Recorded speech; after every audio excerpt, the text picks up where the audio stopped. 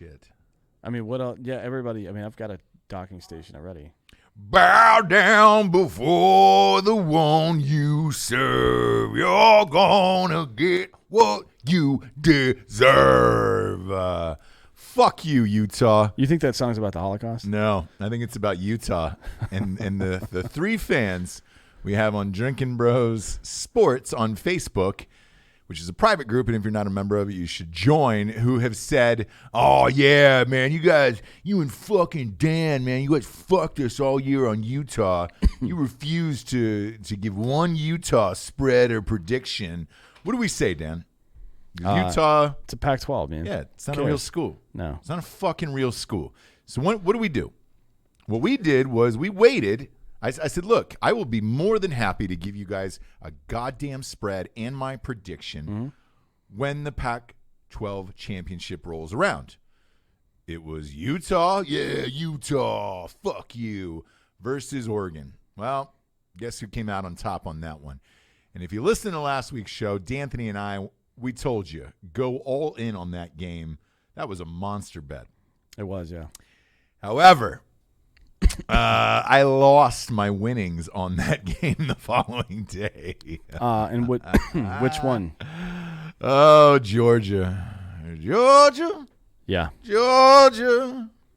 Man. I actually took a loss in that, too, because I thought it was going to be closer. I had it at plus 9. So let's get into it at the top. For those of you watching the video show live on YouTube, we are brought to you by mybookie.com/Drinkin' Bros. We do all our gamblings with them. It doubles your deposit all the way to $1,000. Go to mybookie.com/Drinkin' Bros now and get that dick wets. We are going to get that dick wets for the bowl games and for the NFL. Man, I am quick to say when I am right. I am slow to say when I am wrong. But today I'm going to start off real quick. I was wrong about Georgia. You were very wrong. Really wrong I about was Georgia. Not. I knew that Georgia was going to lose. Not like that. I thought even if Georgia lost, it would be a one-score game. And I tried to sit back and think about how I got this one so wrong when I have been on fire all college football season. I've picked the last 7 weeks of SEC games consecutively, like the biggest games every single time, including 2 Georgia games. I had Georgia beating Florida. I had Georgia beating Auburn. And I couldn't figure it out. And then I watched, that game unfold. And here's what my honest assumption is with Georgia's football team. Yeah. Or assertion, I guess you want to say. Georgia was overrated all year long. They did struggle the entire year. They weren't winning handily. I was wrong about Jake Fromm too, man. Yeah, I thought he was going to have a much better year than he did. Monster year. You're coming out. You're going to the draft. Yeah. And he looks like shit. He kind of looked listless out there. If you're Georgia as a program, when you take a beating that bad, that embarrassing, where do you go as a program from there? I don't know who they have. Who's their quarterback for next year? I don't know. Who's in line for that? I don't really know. And because I think Fromm is gone, obviously. I think Swift is gone. Yep. I think Pickens is gone. Their wide receiver, I believe. Who is it? Who's the guy? And if you couldn't win with Fromm, how else are you going to win? I don't know. Sometimes you just need to change. It reminded me of Peyton Manning at Tennessee, where I thought Peyton Manning was amazing, right? But he never won a title there. No, not even close. Georgia, I think we can write off Georgia for a very, very long time. They haven't won a national championship in 40 years now. It's been 40 years. Yeah. I think they're starting to go into the Michigan category. And the more I sat back and thought about the SEC, I almost compared it to the Big Ten, to be honest with you. I think you got one team in there that is always going to be a championship caliber team every year. It's going to be Alabama. Yep. And then you have Ohio State. Then you have a team like LSU that is great every 10 years, right? Kind of like a Wisconsin, like a dirty Wisconsin team that ends up in the top 2 or 3, They're always there. They're always hanging around, and that's LSU. Auburn is kind of like a Michigan. They're just not as good as Alabama. Right. They won't be, but they might sneak out a couple games every decade, like a Michigan will over Ohio State. The problem is all these teams you're talking about, except for Georgia, are in the SEC West. Yeah. So what's the East going to do if they can't rely on Georgia and Florida? I think Florida, man. Look, Florida's one of those teams that got better as the year went on. Well, Trask is better. Trask is better. Not only is he better, Yeah. but Felipe Franks obviously knows he's better. He quit. Yeah. He's gone. So he said, I'm going to look at my prospects for the NFL, which, brother, I can tell you right now, they're probably very, very slim. I would look at transferring to another school. I believe he's a grad, so he might be able to transfer and start right away. Immediately, yeah. Yeah. But, you got Florida, and then you got Georgia, and then the rest of these shit heaps. Look, the Lane train is now landed in Ole Miss. I'm not sure how big of an impact that's really going to have. I don't either. You look at Texas A&M, they're kind of like the Nebraska, where it's just like, are they any good? No, they're not. No, they're not. Not at all. They're not good, so I'm not really sure what's going to happen there. And then, the Arkansas or the Iowas of the world and the Purdues and that type of shit. And it's like, the whole, now that it's over, now that the college football season's over, Yep. it's almost identical to what we said before the season started. My biggest fear was that all these conferences were top heavy, and that was going to be it. And that's exactly what they were. And, look, you can swap out Ohio State for Michigan for me because they got that one wrong. And then you can swap out Oklahoma for Texas for you because you had Texas in there. And then Alabama and LSU, you can swap those out, and that's kind of what we figured. Yeah. You got one Big Ten team. Yep. You got one, whatever, Big 12, is that what they're calling it? Or the no defense? Did they change it to no defense yet, or they wait No, until it's next still year? Big 12. Okay, there is. And I haven't really paid attention, but is this the first time for the five major, like the Power 5 conferences have been represented in the CFP since CFP started? Are you joking? What do you mean? No, it's every year. No, it's not every year that four like SEC gets two in sometimes, right? Yeah, that happened once. So yeah, usually it's all different. Oklahoma's always there. Oklahoma looked terrible on Saturday against a third string quarterback. Baylor was down to their third string in that game, and it was this close to either winning or going into overtime. I mean, it was fucking wild, man. Actually, it did go into overtime. I'm sorry. But Baylor could have won that in regulation. Yeah. People say that Baylor's a tough out, but at that point in the season, like, not with your third string. no, like Clemson didn't have any trouble with that game. Not that we expected them to, but Virginia can be a tough team. So they're one of those teams. Boy, I had them at least covering the 28.5. Yep. Not me. That was 62. What was it? 62 to like 15 or something? I don't remember. It was bad. It was awful, man. Jesus Christ. Yeah, they're my nightmare scenario happened. Ohio State's look, I called the number exactly. I said by 3 points, take it down to 13. That's exactly what it was. So that's a 2-score game in that. Wisconsin came out with everything they had in the first half, and then they ran out of gas. Ohio State outscored them 27-0 in the second half. Ran away with that game. It is really tough playing another good team. Wisconsin's ranked number 8 for a reason. Like it's hard to play a great team a month away from each other and try to do it impressively. Like I don't think Virginia's played Clemson this year. That was the first time for them showing up. But my nightmare happened where LSU butt-fucked Georgia. Mm-hmm. They got the 1 seed, and now they have a cakewalk to the finals. They're playing Oklahoma. That line is at 10.5 for LSU. That's not good for a CFP game. Although, yeesh. What was the line on Clemson Notre Dame last year? 9.5. It was something like that, right? It was big, and we took it. We took Clemson on the way in that. So I'm taking LSU in this too. With that line at 10, yeah, for sure. Interesting stat. 9 out of 11 teams that have been favored by that much have won in the opening round of the CFP. So, like, yeah, I will be too. My problem is Ohio State and Clemson. Your brother hit me up right after the game was over and was like, hey, man, congrats. we should have a bet on Ohio State Clemson. He went to Clemson. Yeah. I went to Ohio State, obviously. And I said, man, I'd love to bet you because I'm a junkie. Yep. However, I know nothing about your team, and I've seen them play in front of my face with you. We were with your brother at that game. Fucking 2 rows off the 50 for that. And they scored 35 points in the first quarter. And 35 in the first quarter. But here's the thing. I try to think back on that game before we got started on this show.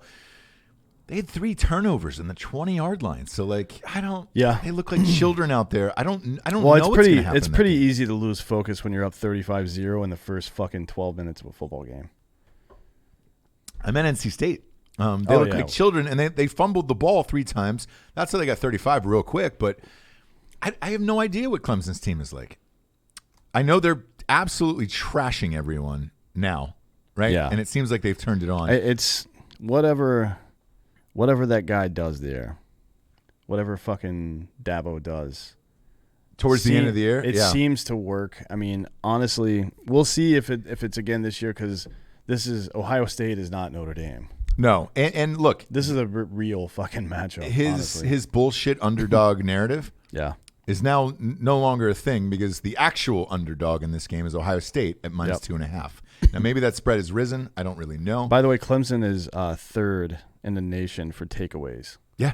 So they had 900 in that game we were at. I don't think that was necessarily NC State playing like children. I think Clemson is good at that particular thing, knocking the ball loose. Maybe. The thing that worries me about that matchup is the last 2 weeks, teams have been doubling and tripling Chase Young. Yeah. And it seems to have been effective in the first half. And then Ohio State's second half has made adjustments and absolutely housed people. Right. That's something they're going to have to look for right off the get, obviously. And on the flip side of that, if you get pressure on Trevor Lawrence, that's when he makes a lot of mistakes. So I think that's the way to beat them. Ohio State, to me, is still the most complete team all the way around, offense, defense, special teams. But goddamn, Clemson looked good. And the CFP has certainly given them a goddamn hall pass to the fucking championship in their backyard in New Orleans. If this was the first year, you're talking about LSU? Mm-hmm. Yeah, so back to Clemson on the underdog thing. If this were the first year that this had happened, I think maybe, I don't know about maybe this year, but other teams that weren't necessarily undefeated might have an argument, be like, hey, look, they haven't played anybody. Mm-hmm. But at this point, it's hard to question Clemson's talent, right? It is. And I think, I think they deserve to be in there. There was a couple whispers of like they don't even deserve to be in there with that schedule. Come on. They're the defending national champions. Like 2 out of the last 3 years. They've got to fucking do something about this schedule, though, because if I'm everybody else, right, if I'm an LSU or an Ohio State in particular, because once the games were over here, Ohio State led the way with the most top-ranked victories. It was 5 against LSU had 4. Clemson has 0. They did not play a ranked team all year. They played Texas A&M. Yeah, but they did not finish the season ranked. No. Whereas LSU had 4, Ohio State had 5. And Virginia was 23rd as well. Come on, were they really? Yeah. Did they sneak them in there at the end? Yeah, I think because they weren't ranked the week before, right? Yeah, that might. Who knows what went on there? Oh, of course they did. But either way, the underdog narrative is not going to play anymore, Dabo, because the fucking spread is out. Holmes, I mean, how can you even favorites. say underdog when you're fucking 2 of the last 3 years defending champion? Crazy. Get fucked, dude. Crazy, man. I mean, I get it trying to make the billboard shit, but whatever, man. Yeah. Come on. The interesting part about this, too, because a lot of people, as soon as this was over, I'm on a group thread with like my buddies from college, and we kind of assess the season and what our realistic chances are about going into the championship.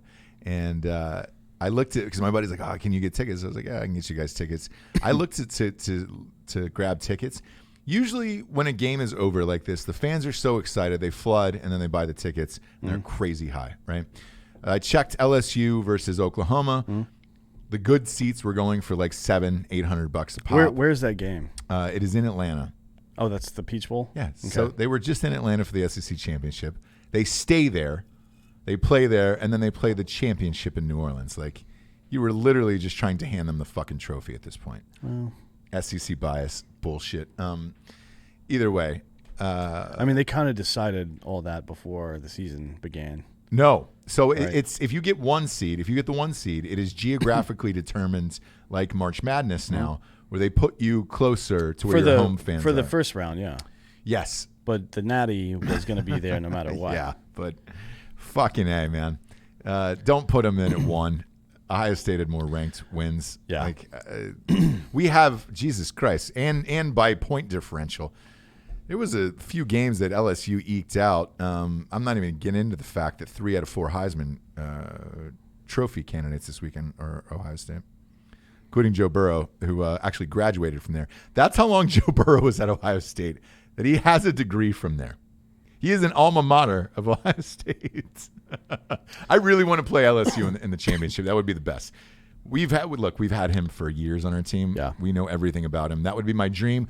Getting past Clemson is going to be a bitch. But back to what I was saying about chatting with my friends afterwards. When we looked up the tickets, those Oklahoma LSU tickets were going for about $800-900. Yep. Ohio State Clemson was going for about $225 for the lowers. Really? Yes. Where is that game? It's in Arizona. Ugh. So here's the thing. It's the Fiesta Bowl. For Ohio State fans, we know it well. They've put us in the fucking Fiesta Bowl 5 out of the last 11 years, I think. Simply for the fact that Ohio State travels the best and they know everybody will buy those fucking tickets. Is it still the Tostitos Fiesta Bowl? Tostitos Fiesta Bowl. I've been there personally 3 times. I'm all done with going to the Fiesta Bowl again. Yeah. After my 3rd time, I was good. No need for that. With the Fiesta Bowl again. And, Dabo's pissed. We got to go all the way out to Arizona. Play our fucking game. And Who gives a shit? We've won 27 in a row. Fuck off, dude. Me personally, we've just been there 5 times. You haven't. Yeah. Sorry. Either way, I'm not looking forward to that matchup. And clearly, the fans aren't either, because at 225, those are going to drop to probably 175 the day before the game. You get lowers probably the end zone for 175, which is probably face for that game. yeah. The day before the game, and it's for the fact of Ohio State's been there 5 times. Mm-hmm. Clemson is a smaller university. They're not, shit, man. They're probably half the size of Ohio State, I would say. What's their student body there? 23,406. So they're about a Ooh, third. they're third. Yeah. Yeah, they're third. So I don't see them traveling to that game. Clemson's got a big alumni much. program, but there's no way there's enough of them. Mm-mm. Not to go to Arizona anyways. No. So looking at it, how do you have this stacking up championship? How do I have it set? Like, who do I think is going to win? Mm-hmm. I mean, I said the last show that I thought it would be. Well, I thought LSU and Ohio State would be flip-flopped. I did too. I thought it was going to be Ohio State first, but I thought it was going to be Ohio State, Clemson in the national championship. That is no longer. Yeah. Do you think Ohio State? We both have LSU getting by Oklahoma. yeah, I think LSU plays Clemson and Clemson beats LSU. I could see that happening. I could definitely see that happening. I just don't. As good as Ohio State is, Mm-hmm. there's something to be said about a group of guys who have been there before and have crushed people so much. Like, they've won 27 games in a row. Yes. It's a lot of goddamn games.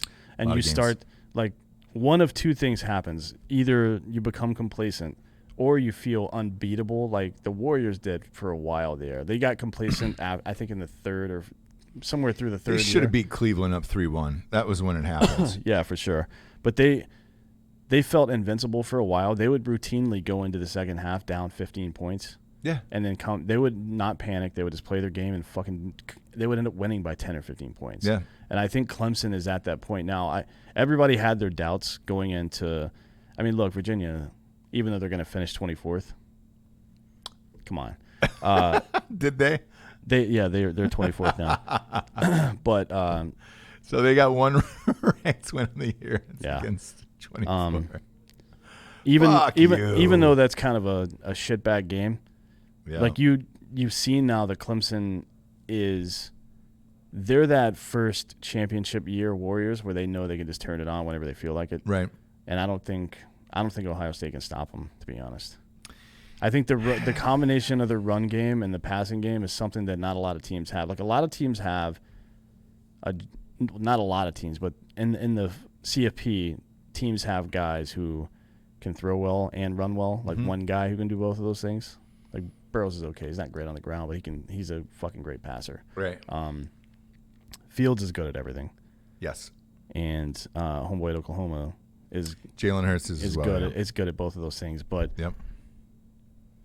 Clemson is good at both passing and catching the ball, and they have two guys that can run for 100 yards. Etienne. Yeah. He's good. He's a great running back. The only thing So that it's is more balanced. They're not like if Jalen Hurts gets hurt or Justin Fields gets hurt, Oklahoma or Ohio State loses that game. If Joe Burrows gets hurt, LSU loses that game. Yeah. If either one of the Clemson's running backs gets hurt, they still got a pretty good shot because the other running back is fucking good. And if Lawrence gets hurt, I don't know because he hasn't really shown out this year. I think they could still probably win, provided their backup is okay. But just because at the end and the other fucking running back are so good. Yeah. To me, you're going to need a perfect game. And I told my friends this: if Ohio State plays a perfect game and beats Clemson, then I think they win the title.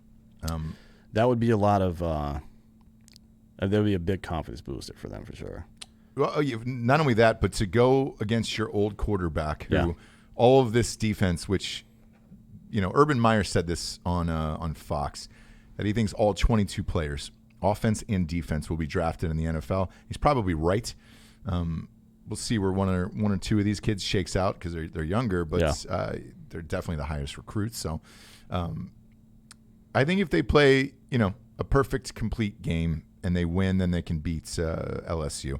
Because again, I don't, man, our entire defense has faced Burrow in practice for years now at this point. So, yeah, man, I hope it happens, but I tend to think that you're right. And I think it'll be Clemson, LSU, and then Clemson will beat LSU. I hope I'm wrong. That seems like the most likely. Look, I don't think there's any way that LSU beats Clemson. I think the only team that can beat Clemson is Ohio State. I think so. I still go to, if it's Clemson, LSU, I still go to that championship because that's a great game. That's a great fucking game. I don't know. I honestly think Clemson lights up LSU? I think Clemson wins by 14 to 21 points in that game. It could. It could. Just because it's a home game, though, is where I'll give it the respect of, hey, man. Maybe. But Clemson doesn't give a shit about that. No. At that point, they'll have won 28 in a row. And yeah. I mean, honestly, the gap year between Watson and Lawrence is where they had issues. Yep. Once Lawrence came in and took over and homeboy fucking took his ball and went home, they got great again immediately. Just having a quarterback that understands that system and can rock in that system. Right. And then trust his fucking running backs and all this other bullshit. He's got two great receivers, too. Yeah. So it's like, I honestly, if Lawrence was a year older, I don't think, or Watson was a year younger, I think Clemson would be on their fourth consecutive national championship right now, just because of how good that fucking team is. What did they lose? They lost to Alabama in the last second touchdown or last second play. They could have been. They easily could have been. Even with that, I mean, look, I didn't care for their previous quarterback that much. Yeah, Bryant. Yeah, Kelly Bryant. He didn't make it very far in that last season. No. What was he? 4 games in, and then 4 or 5. I think he's at Missouri now. But I think you're right. Look, I hope Ohio State plays the perfect game, and they have to. But I mean, they don't necessarily have to play the perfect game. They just need some turnovers early. Really. Pretty fucking close. They need a pick. They need something big to happen in the first part of the game to shake Clemson's confidence, because a football team that plays that well on both sides of the ball, that's also confident, it's tough to fucking beat them. Like this year, we're finally seeing the cracks in the Patriots. Yep. Like Brady's old. Yeah. And it's become very apparent that he can't do what he used to be able to do anymore. But last year, we were at the AFC Championship game with Mahomes' boy here. Yeah. And I like that. Mahomes alone. Yeah. Very nice. Yeah. Jesse got you that, right? She did, yeah. That's nice. Nice Christmas present. Christmas present. Yeah, I think a team that has confidence like that, because we saw it. They scored. Kansas City scored to go up by 4, I think. And then Brady got the ball back with like a minute and a half And we were just, you and I were both like, fuck. It's This over. is it. It's it. But that's also, it's not just you. It's what Brady believes. It's what all the guys on the field believed. Yeah. It's what their defense believed. Like, everybody on the field knew, including the Chiefs, that they had lost that game. And then it went to overtime, and we were like, this is over. They're going to score here, and that's going to be the end of the... Like, everybody in the stadium knew that the Patriots were going to win that game as soon as they got the ball back with time on the clock. So having that kind of confidence going into a big game like that is a fucking difference maker. And if Ohio, the only shot Ohio State has to win that game is to make something big happen in the first half. Yeah. Something big. They got to come out on fire. They're a second half team right now, which is fine. They've smashed everyone, but you cannot be a second half team against Clemson. No, you've got to come big. Heisman Trophy, real quick here, because I think we obviously have the same person. Joe Burrow, Chase Young, Justin Fields, and then Jalen Hurts. You're going Burrow. I don't see how you can not go Burrow just because either. It's mostly because of the fucking performances he's had when he had to have them. Yeah. Like, his numbers overall are great. He set the SEC record for touchdown passes, all this other shit. Great. That's all great. But what you do in those big moments, I think, plays a big role in the Heisman stuff. Oh, as yeah. well. So it is 1 to 50,000, by the way, in Vegas. Those are the odds. Anybody that took him before. Oh, yeah, there's a few people. I saw them on Bleacher Report. Like, if you made a $100 bet. There was a $20 bet that's paying off at $20,000. Yeah. For Burrow. He deserves it. As an Ohio State alum, to an Ohio State alum, Joe Burrow, we loved him at school. He was great, and nothing will make me happier than to see that kid deserved it, man. He worked his ass off. I've said this before, and I'll say it again. He was a broken wrist away from starting and being the starter for the school. The week that it happened was the Michigan week. He was out. JT Barrett got hurt. Haskins came in, played the rest of that half, beat Michigan. Then going into the next year, he was the starting quarterback, and then that's when Burrow transferred. And there's nothing you can do about that. You wish him the best. I wish him the best all the way through. Obviously, until we play them in the national championship or something, if that happens. Yeah. But other than that, he deserves the Heisman Trophy. I think his numbers speak for themselves. Look, Chase Young, to me, is probably the best player in the nation and will make the biggest impact in the NFL. However, he was suspended for 2 games. And you can't miss games. I'm surprised he even got nominated, to be honest, just because he missed games. I think this year, man, was a down year for superstar players. That kid from Wisconsin, Taylor? Yeah, who was heavily favored. He had a few off weeks. Look, he had to play Ohio State, so obviously you play him twice. You can go ahead and chalk up 2 off weeks to that. But look, Chase Young missed 2 games, and then look, once he started getting doubled and tripled against Michigan and Wisconsin, those last 2 games of the year, he didn't have his usual stats. Everybody else did because they cleaned up for him because he had 2 or 3 guys on him, but it wasn't enough. But he should be the number 1 pick in the draft, in my opinion, depending upon who gets it. Yeah, we'll see. If they need him, Cincinnati might be there at 1, and they definitely need a quarterback. So, look, if Joe Burrow got drafted to go be the quarterback of Cincinnati, that would make all of Ohio happy, and that would probably be a big victory as far as ticket sales and shit like that. Because they do love him there. Everybody loves Burrow in Ohio. Yeah. I mean, he would be a good pick for the Browns if he drops that low. Because they need a quarterback, obviously. Desperately. Boy, that would be look, they would love to have him too, but I'm sure he's not going that low. He's going 1. If it's Cincinnati, he goes at 1 and Chase Young goes at 2. Probably, yeah. Probably. I mean, he had but as far as Justin Fields goes, real quick, he scored 50 touchdowns this year, 40 in the air, 10 on the ground. And I mean, Peter Brady in me. Yeah, you got it. Whew. 10 on the ground, and he's a transfer. So the future is very, very bright at Ohio State if we don't win it this year. Yeah. Next year, I am all in on them with Fields as a starter, and then it's probably Ohio State Clemson again next year because Lawrence is coming back. Yeah, no shit. So we'll see how the fucking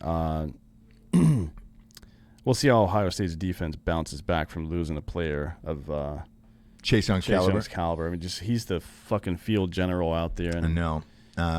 They always seem to reload, though. I mean, look, you had the Bosas and then Chase Young. It's been an embarrassment of riches for those guys. So we'll see. I'm going to go ahead and say congratulations to Joe Burrow on winning the Heisman Trophy. Yeah, if he doesn't win, I think it's nonsense. He absolutely should win that game. It's kind of like LSU taking the top spot. Like, that's nonsense. Yeah, that's I don't understand how that happened. Correct me if I'm wrong, but when you go into the last 2 weeks of the season, right? And hang on a sec, let me pull up this data. When you go into the last 2 weeks of the season, and you've already got 3 ranked wins under your belt for the year, and then you play. Well, you go into the last 3 weeks. So they took over against Penn State. After they beat Penn State, they became number 1 in CFP. Right. And then they beat Michigan at 13 and Wisconsin at 8 and still managed to drop a point. How? Like, how do you beat 2 top 15 teams and still drop when LSU beat Texas A&M and then Georgia, who played like shit? I mean, granted, Georgia was 4th at the time. Yeah, man. I think there's something wrong with the way they perform the rankings if you can beat 2 top 15 teams back-to-back and still fall out of first place. So 3 total, right? You have 3 in 3 weeks, yeah. Yeah, I mean, look, you had number 8 Penn State, which, again, the weather was shitty. That's the other thing, man. That's also when they took it over, though. Playing in the Midwest in shitty weather, God damn is it hard, man. And that is never, ever taken into account with these fucking players. So you would number 8 Penn State win. At Michigan, number 13, win. Against number 8 Wisconsin, win. 2 weeks prior, Wisconsin, number 13, win. Yeah. Michigan State was at 25. They ended up being terrible this year, so I'm not going to count them. But here's a weird stat for you. Okay, Florida Atlantic, Cincinnati, and Miami of Ohio were our non-conference scheduled teams. All of them played in their conference championships. Mm-hmm. It's a goddamn tough. I don't understand all the way. If you're looking at total schedule here, how Ohio State got passed over at 1 against LSU, and I know the fucking SEC homers will be out in full force. Well, I mean, LSU beat Georgia, who was 4th. They beat Alabama, who was 3rd at the time. They beat Auburn, who was 9th at the time. They beat Florida, who was 7th at the time. And they beat Texas, who was 9th at the time as well. Mm-hmm. So they've beat 5 teams that were in the top 10, at least at the time. Mm-hmm. It's not a bad resume. It's not. And they're out of conference games. Like the first one was like Georgia Southern or some bullshit like that. Yeah. But they play, I mean, they're out. Let's see, out of conference. Texas ended up being shitty. Texas A&M, which, you never know if that's going to be a good game or not. Sure. Year in, year out. They ended up being shitty. Yeah. That's tough. Look, it's both are tough schedules. It's just, man, we finished higher. But I agree with we beat more ranked teams. I agree with to say. Even though they're the defending national championship, I agree with Clemson at 3 just because of their strength of schedule. And I think that's the price you pay. Like Dabble's whining about it now, and of all people I agreed with Paul Feinbaum, who was talking shit to him, like, dude, you've won 2 national championships. You play a shit schedule. Just calm down. Yes. But that is I think that's the price you pay for playing that schedule. And if you're okay with that, why not? Like if that's your pathway to victory, if you know that you can turn it on at the end of the season, why risk it? Hopefully, my hope is this. I hope they get fucking worked by Ohio State. Not because, selfishly, obviously I'm an Ohio State fan. It is simply for the fact of then you go back to the Notre Dames of the world of, hey, man, you've got to start fucking playing people or we're not putting up with this bullshit anymore. Yeah. And it's happened to every fucking team at this point. But I think it's not going to happen to Clemson. God they're not getting they're not getting blown out. Come on, man. Well, hopefully they are. I don't know, but let's say they do, then they get thrown in the fucking back of the bus. And I don't mind Clemson's strategy there. By the way, like do what you want. If it works, if it's stupid and it works, is it really stupid? No. Let me ask you this: does Clemson go undefeated with LSU or Ohio State schedule? I would have to say yes, honestly, because they played that Alabama team and they fucking spanked them. That's the best team that fucking LSU played this year is that Alabama team. Granted, they were They had some injuries, I think. Like Tua's not been healthy all year. Yeah. So whatever, and that was a 5-point game. It was a close game, but yes, because Clemson is the best team in the country until somebody proves they're fucking not. Well, University of North Carolina almost proved they're not. They were one, but they have one of those every year. It's fucking conversion Syracuse away or from, Purdue with Ohio State. There's always one of those stupid games every year man, for some team where they come dangerously close to losing. They should play at least one ranked team. I mean, it's fucking incredible. Well, the Virginia, they got that Virginia win. But you never know. I mean, they got that number 24 Virginia win in there. Either way, you never know. Wasn't I think the 4 best teams made it. Oklahoma, I think they were the best option. Yeah. I don't think they were the best team. They were the best option in it for. And they were actually the only option. I called that, by the way, just so we are clear. I said that Oklahoma, like 2 weeks ago, was 2 weeks be ago, the last. yes. Yeah. So, yeah, flip-flop them and fucking Texas, I guess, from the beginning of the season, and this is exactly who we both had, I think. I had Georgia beating LSU and then getting in at 4, which they would have. Because did you see the final rankings? Georgia was like 5 still. How? I mean, that fucking SEC bias is real. It is in your face every fucking day. I feel like fucking idiot on Drinkin Bros Sports, Dennis Coghill. I'll shout him out now. Where he's like, if Ohio State played in the SEC schedule, they'd had 3 losses. No, they wouldn't. 'Cause we have the best fucking talents. It's weird to me that Georgia is 5th, and then Penn State's down at 10, and Wisconsin at 8. I think Wisconsin should be 5th, to be honest, because they didn't play bad against fucking Ohio State. No, man. They gave it their all. Yeah, and Georgia looked like shit against a top 5 team or a top 4 team, and Wisconsin looked pretty good against a top 4 team. It did, man. That should have been a difference maker for them. And then here's the Wisconsin fans. I'm going to give you a shout out here because your coach went for all of it. He did exactly the game plan that Ohio State needs to do in the first half of Clemson. Yeah. You've got to go as hard as you can. Run your trick plays, do everything. Everything. Yeah. That little face of the Wisconsin quarterback, it was beat red the entire first half. He was giving it his all, and they were super stoked, and it was 21-7. I had some people over for a barbecue at my house, some children's in the neighborhood for a little Christmas barbecue.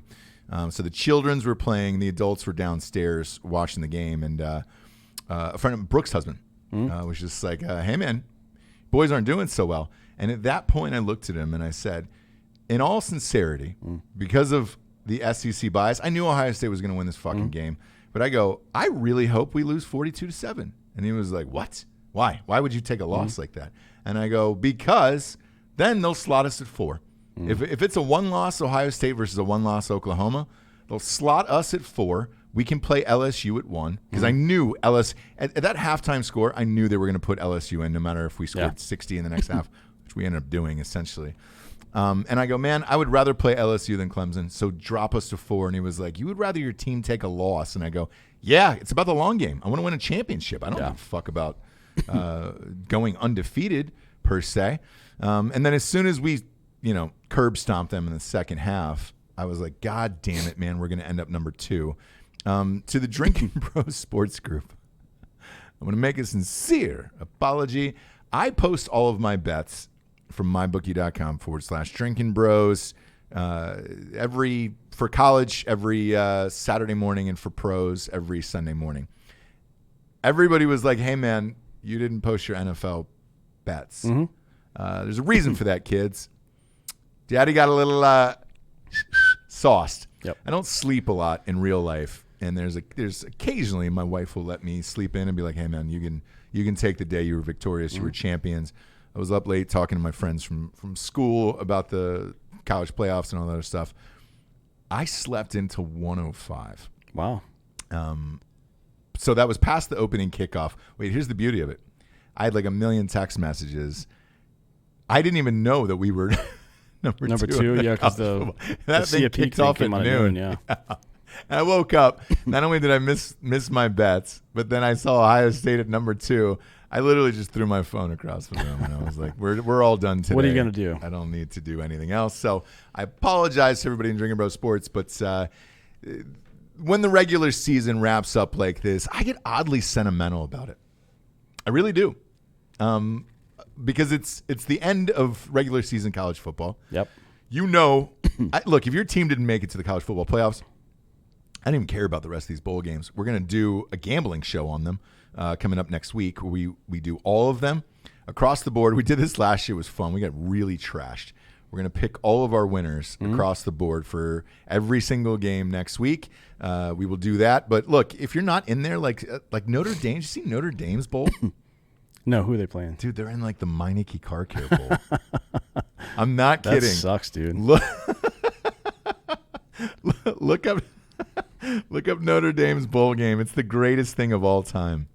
I'm super stoked about it. While you look that up, we're in the fantasy football playoffs right now. And I am winning in the Rudy League. It's the Learning to Love Camping World Bowl. Is it at Camping World where we went to that game in Orlando? Because that was the worst fucking thing I've ever had to deal with. Does it say the city on there? I think that's Orlando, isn't it? Isn't Camping World Stadium in Orlando? Yes. Hang on a sec. It's the worst stadium I've ever been to. Oh, it's so fucking funny. The learning. What is it? Learning. Hold on, let me find it. Is it Learning to Love? Is that real?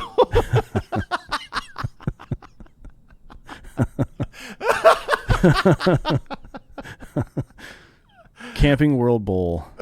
Hold on. God damn it. Oh no, that's the headline. Learning to Love the Camping World Bowl. So it's called the Camping World Bowl. My bad. Okay. How much funnier would it be? Oh god. If it was like the Learning to Love. Learning to Love camp. Well, there's like 90 sponsors on there now. I wouldn't be surprised. Who? Hold on, let me find out where this is. It's in Orlando, but who are they playing? They're playing somebody really shitty. Yeah, it's in Orlando. And Notre Dame fans are really pissed off. Well, should have fought harder. They're playing Iowa State. That's not bad. I mean, Iowa State is ranked, at least. Are they? Yeah. What number? Not a high one. What number?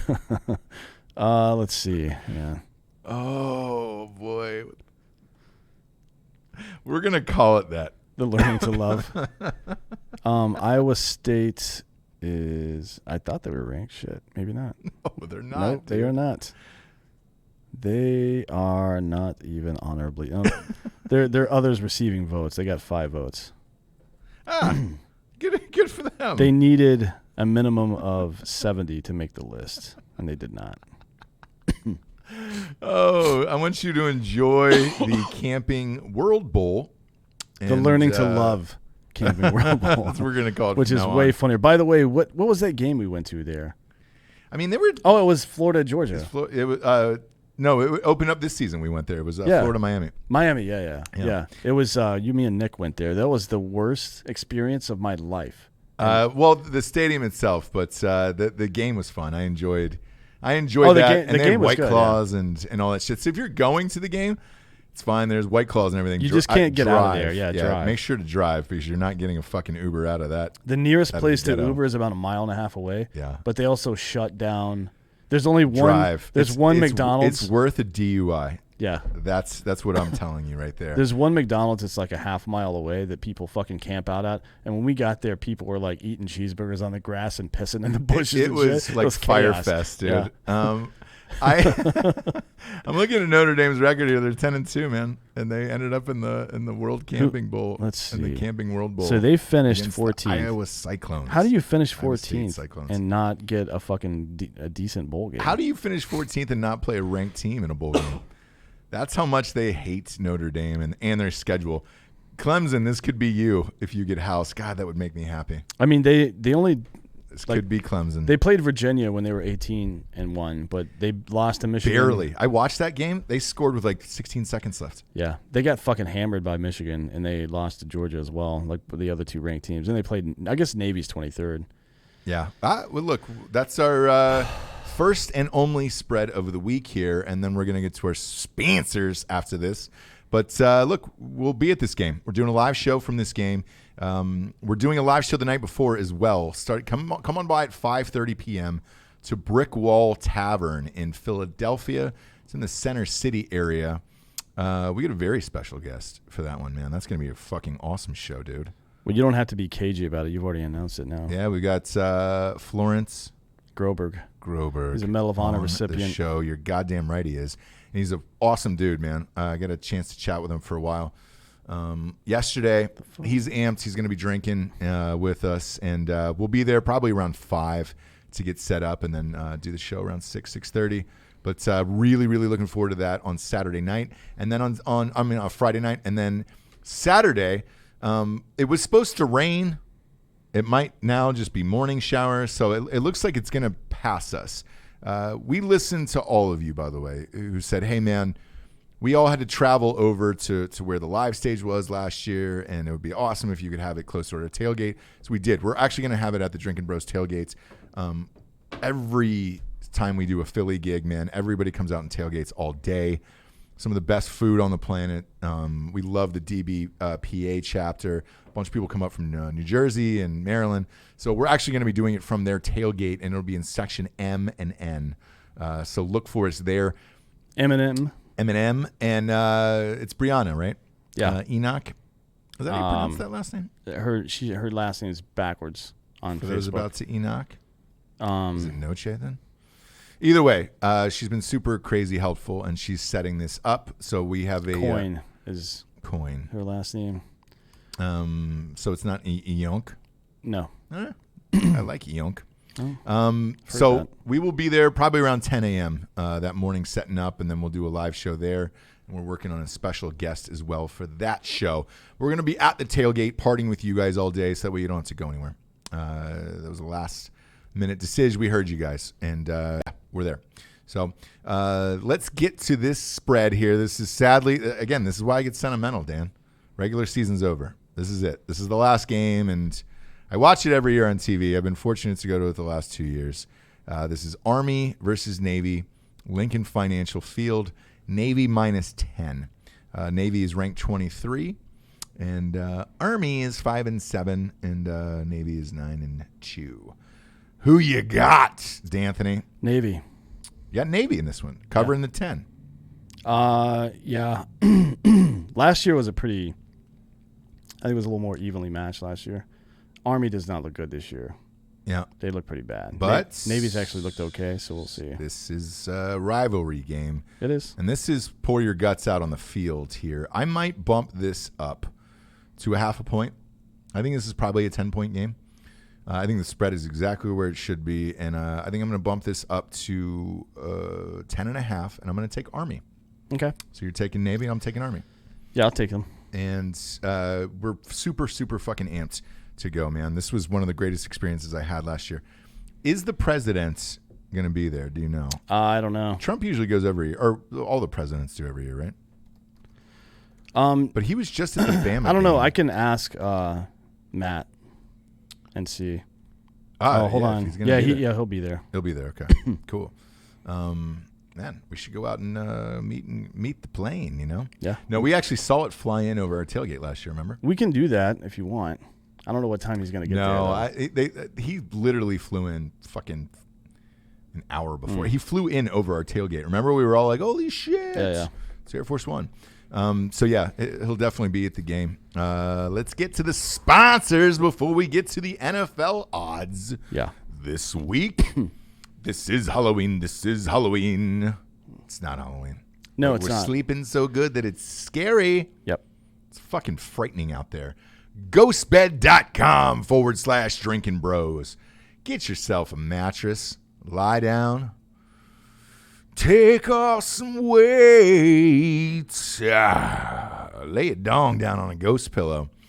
That fucking 36-month pay-as-you-go program is the best in the biz, dude. Nobody's not bad. doing it like that. 36 months, it works out to about $38 a month. Yep. 36 month, no interest. Nobody's doing that. Also, their holiday deals are going on until Christmas at midnight. These are the best, man. Half price adjustable bases. Fucking, I think it's like $300 or $400 off. They got a lot of shit going on right now. Mattress, man. If you're military or first responder in this world, you get 15% off the store always, forever, anyways. But right now, man, if you're a regular fucking human, or these deals are better than what you would get with the 15% off, go to ghostbed.com/Drinkin' Bros. Today they got new pillows. They got the mattress protector. They get everything in the biz there. Was it Kurt Summers that just got a bet? Yeah, he got the Lux. I haven't talked to him about it yet, but obviously it's great. I'm playing him in the fantasy football playoffs. Well, you're probably going to lose because he's going to get, or maybe he sleeps in. No, because it's so comfortable. It's not that. I think he's crying himself to sleep in that because he has to play me in this league. So, sorry, Kurt, you're getting worked right now. It's a 2-week playoff in our league, and week 1 did not go so well for you, but you're up against the greatest, and there's nothing you can really do about that in this life. Go to ghostbed.com/Drinkin Bros and cry yourself to sleep. Next up, we got KillcliffCBD.com. Hold up that can, Anthony. Whoo! I'll tell you what, man. When you see these things, they almost don't seem real, and then you're like, God damn it, man. The future is here, isn't it? It is, yeah. There's actually, speaking of the future being here, sometime this week, the other 2 flavors are going to show up here. Grape. The grapest of all time and Mango Tango. Whew. Which is, man, I'm looking forward to that. You play dance music, drink some Mango Tango. I'll throw some fucking MDMA in there and get weird. Yeah, why not? That'd be great. Look, kids. I'm pretty sure the Surgeon General said CBD plus MDMA is a good time. And I think the president just said today, when they asked him about the impeachment, they were like, how do you feel about the 2 articles of impeachment? And he goes, just dance. Yeah. Just dance. That's actually his campaign slogan for 2020. For 2020, just dance, man. It doesn't dance like no one's watching. With KillCliff CBD, look, you can take CBD with everyone watching. This is it, kids. This is the best in the biz, man. KillCliff CBD. I drink a can of this shit every night, and I use my own promo code with no shame on their websites. Here's what you get at KillCliffCBD.com with the promo code Drinkin Bros. You get 20% off, and you get free shipping. It knocks it down to like $3.90 a can, $3.99 a can, somewhere in there. That's the same price as like Monster or some bullshit. So you might as well get a can of this and just ease into the night. Yep. I'll say this, man. I've been a fucking nicer person on that shit, for real. I was not a believer. They've mastered it drinking-wise, haven't they? Yeah, it's hard to do, but they figured it out for sure. And it's one of our. I can tell you this from the listener standpoint. It's one of our favorite products. Everybody always hits us up. Yep. Them and Ghostbed in particular. And I'm always just like, Jesus Christ, man, thanks. I'm like, hey man, we love it just as much as you guys do. Everybody buys cases of that shit. I get it, man. I hope it's here to stay. It says limited edition on it, but if not, go and buy the shit out of it now, man. I think I have 4 cases at my house stacked up just in case they run out. I keep buying them. Go to KillCliffCBD.com, promo code Drinkin Bros, 20% off a case, man. And free shipping. Yeah, you it's can't good. beat it. Very good. What's next, Anthony? Let's see. Oh, man. Speaking of drinks, we got Luke Belair today. Yeah, we do. It's the ho-ho holidays. Drank the shit out of this on Saturday night. The beauty of having... Oh, boy. It was, again, we had... When you have children over from the neighborhood, let's face it, it's the parents' time to drink as well. So we had Luke Belair. It's LucBelaire.com/Drinkin Bros. These are the bottles for the holidays, dude. You got to bring a fucking bottle to everybody's house. Don't be an asshole and show up empty-handed. Yep. Also, these are great for Christmas. I have them for Thanksgiving. Genuinely, this is my favorite champagne on the planet, so I'm super selfish about it. But I brought 2 to somebody's house, and God damn it, I'm a fan of theirs, man. Go to LukeBelaire.com/Drinkin Bros today and get yourself a motherfucking bottle of it. It's 30% off, man, with Drinkin Bros on that URL, and it knocks it down to $26. Yep. Number 1 rosé in the world. Number 1 champers in my heart, dude. That's the best champagne I've ever had. It's very good. I am taking it up to the woods for New Year's. Really? Yes. Nice. Yes. Speaking of taking stuff up to the woods, my bookie is we've been taking people to the woodshed over there. We have. Spanking them We've up had a a good little run. We had a really good run. This weekend there wasn't that many games. I went really hard on Oregon and shit, man. Who else? I got that Oklahoma game. I took App State. Great. Yeah, of course. Everybody took App State. By the way, those people who were watching the App State game, I was the same as you. App State was up by 30. Yeah. The spread was 6.5, and they won by 7. They half-point Hollowayed it, Yep. and I was just like, woo. Easy But guys. App State, dude, they came through. Proud of you, boys. I'm going to be up in that neck of the woods for New Year's, just buried in the mountains. Yep. No phone. hopefully celebrating an Ohio State victory, more than likely crying away my tears. Yes. Because we had to play Clemson. But anywho's, mybookie.com/Drinkin Bros is, look, it's the only place you can go to relieve your holiday nightmares. I'll tell you why. Again, college football is over. You're starting to get into the meat of the NFL schedule here, the last 3 games. Man, I bet on every single bowl game. I'm just going to be real with everybody. I bet on every single bowl game just to do it because there's nothing else going on through the week. Like, I don't bet on NBA. It's too fucking hard, man. There was some people in Drinkin Bros Sports who bet on the Lakers. Lakers been just dominating people, and I get it. It's too hard to pick an NBA game. That's why I don't do it every day. Same with hockey. We don't do hockey either, or baseball, because it's series, but individual. Series, I bet individual games, and I usually come out at about a 60 to 65% clip, but that's low. I think if I'm not around 70, I usually don't do anything on a regular basis. Yeah. So, but these bowl games, I'll be betting all through the fucking holidays just to do it, and I love it, man. It's one of my favorite gambling times of the year. That and March Madness, to be honest with you. I love March Madness. But go to mybookie.com/Drinkin Bros today and double your deposit all the way up to $1,000, man. Or use the promo code Drinkin Bros. That's still good. Man, real Peter Brady today. I'm a real Peter Brady today. I want to give a shout out to Ohio State's basketball team. So we've been absolutely housing people. And we moved up to number 3 in the nation. We beat UNC at UNC. A lot of people ask why we weren't there. We had the live chili cook-off campaign show. If you can see here, the new Patterson Holloway shirts are in 2020. Go to ledbyiron.com and buy these beauties. The best part about these fucking things are comfortable as shit. Yeah, they're good shirts. Best shirts. Love these things, man. But we were doing the chili cook-off. We had a girl who came in and won. Yep. She cleaned house. And a new drinking bro to the area. She won. And we did a video with Eric Tanzi as well. Yeah, it was good. It's up on RPR now. Yes. Well, we're all combined. So Ross Patterson Revolution and Drinkin Bros podcasts are combined on YouTube, and we're adding another show in January there that we're super excited about as well. And it's where big boys are. It's where big boys are on that channel, you know? I don't know what that means, but yeah, sure. You do. But we couldn't go. We couldn't go to the Ohio State UNC game. They ended up winning by 25 points at UNC. Impressive. ESPN says they're the best team in the nation right now. I don't know. And I'll tell you why. Before we get into the NFL scores here, the NCAA this year is the most wide open hoops I can remember in usually there's like 3 teams years. That you think one of these 3 teams is going to win. Yeah, Kansas. You can throw a Duke in there. You can throw a Kentucky in there. I'm known for throwing Dukes in there. So yeah, you are. You're big Dukes. Yeah, Biggins. But this year there is no dominant team. Kentucky usually is the master. Calipari's the master getting these one and done teams. Not this year. They've been choking it away. I would have said before the season started Michigan State, simply because they brought back Cassius and those guys, and they're veterans. Mm-hmm. I think they'll pull it together in time for the tourney. But right now, they're not looking that great. I honestly think that the new rules allowing players to monetize their brand in college is going to positively affect college basketball more than any other sport because of the lower age requirement. Yep. Like it's for football, you have to be 3 years out of high school, basically.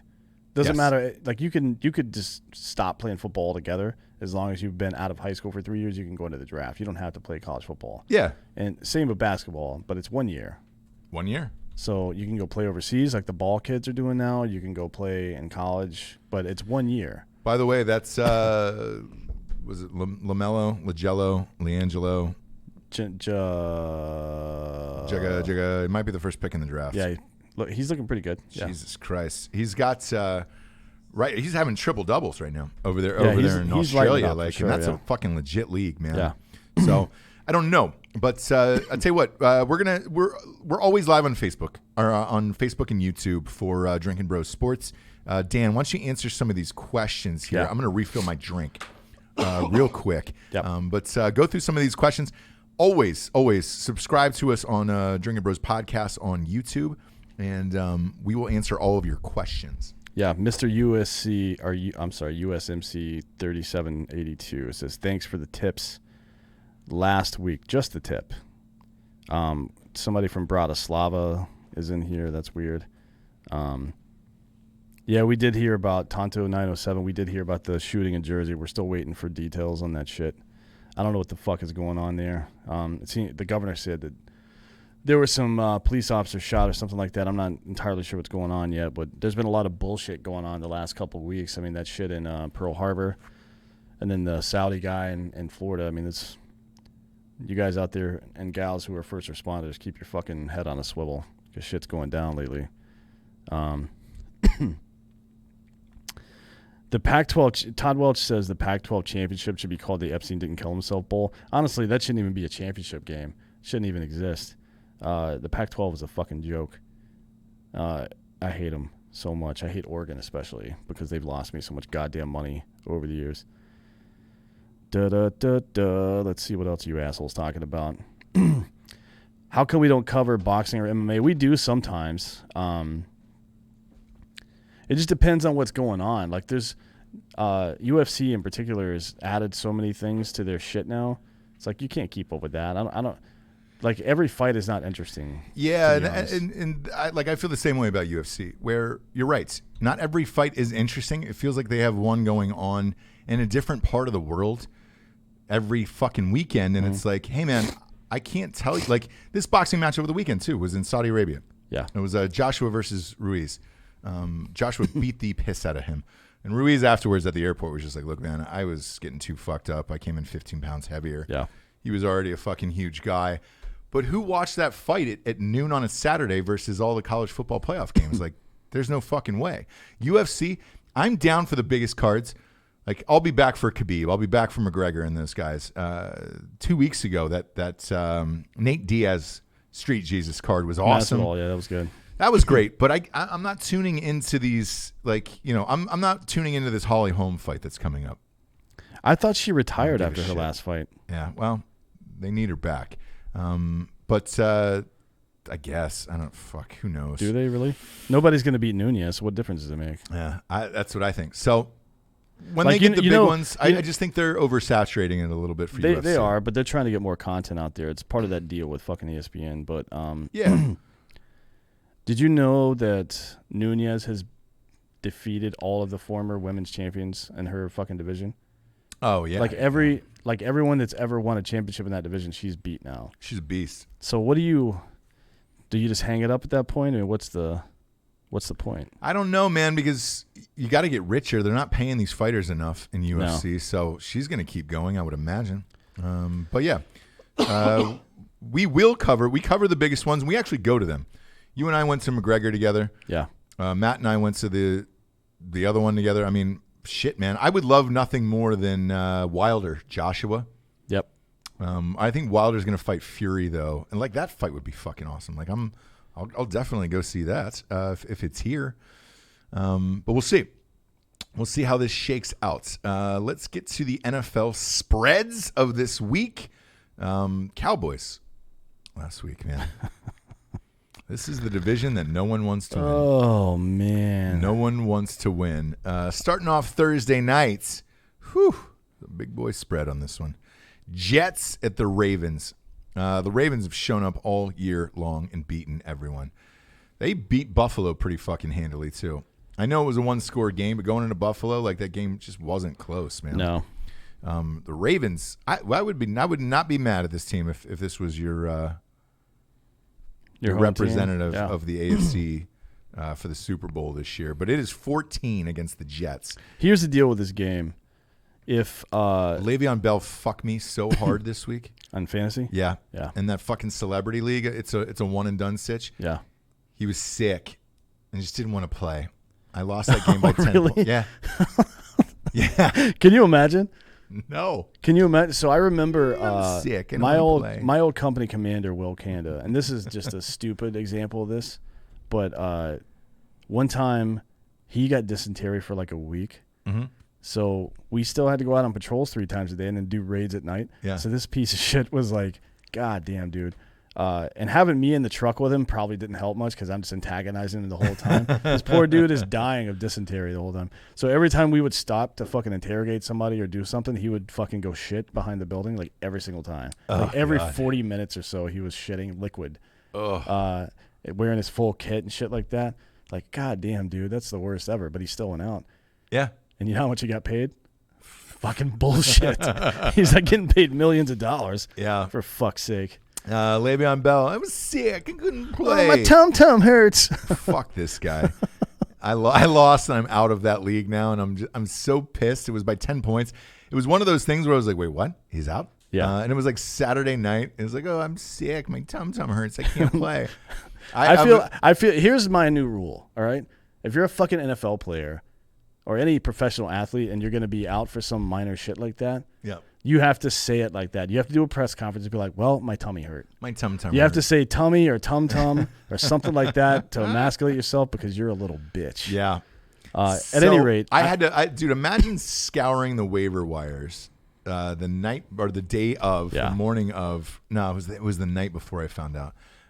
Scouring the waiver wires for a running back during your first round fucking playoff game. I came up with Benny Snell Jr. from Pittsburgh. Every now and again he throws up some points, but that's not optimal by any stretch of the imagination. Awful, dude. He scored 2 points for me. I was gone. Here's why I think. You think Baltimore covers 14? That's a big spread. I think so because it's at Baltimore. The Jets have given up. Baltimore needs 2 more wins to lock in the number 1, I think. Yeah, and if you can take that number 1 away from the Patriots, finally, it's a big deal. It'd be a huge deal. So I'm with you, man. I'm gonna actually buy a half a point and take this down to 13.5. I can see that. I'm good with that. Yeah, then I'll roll. But I can tell you if Le'Veon's tummy if it wasn't feeling good on Sunday, you know it's not gonna feel good on Thursday. So he's not fucking playing. I can guarantee you that. So I think the Ravens rip dicks in this one. They probably win by 40, but just to be safe, I'm going to buy a half a point. Speaking of ripping dicks here, I really like this next game because for the same reason that you just said. They need it. They need this win. It's Patriots at the Bengals, and it's only 9.5. I'm actually really surprised by that. The 1-12 Bengals. Isn't that weird? I'm not seeing weather. Let me look at weather in Cincinnati this weekend. Well, it's going to be gray. It's Ohio. It's 28 degrees, but that doesn't mean anything. No. There's no shit to the Patriots. Sunday's clear. It's 35, low of 26. Now, the Bengals have accused the Patriots of cheating before this game, and I want to make that clear here, that they were videotaping them illegally. They probably were, yeah. Yeah. Probably. The Patriots have been caught cheating the Patriots a bunch of times. They fucking cheat. Like, don't get fucking surprised when you see that shit. But 9.5 though, man. I feel like there's like somebody's not telling me something where it's just like, wait, what? Maybe. I think people literally. If you're the Bengals though, you have to lose out. Go get Joe Burrow. Yeah, for sure, lose. And I think maybe everybody knows that, so they know the Patriots aren't going to come out in full force. I think the Patriots need a confidence boost. They need to come out and fucking wipe these guys out. But maybe Vegas knows something about Tom Brady that we don't. Because, look, it's been a couple of weeks now in a row where he's not looked like, even starting out this season, he looked all right.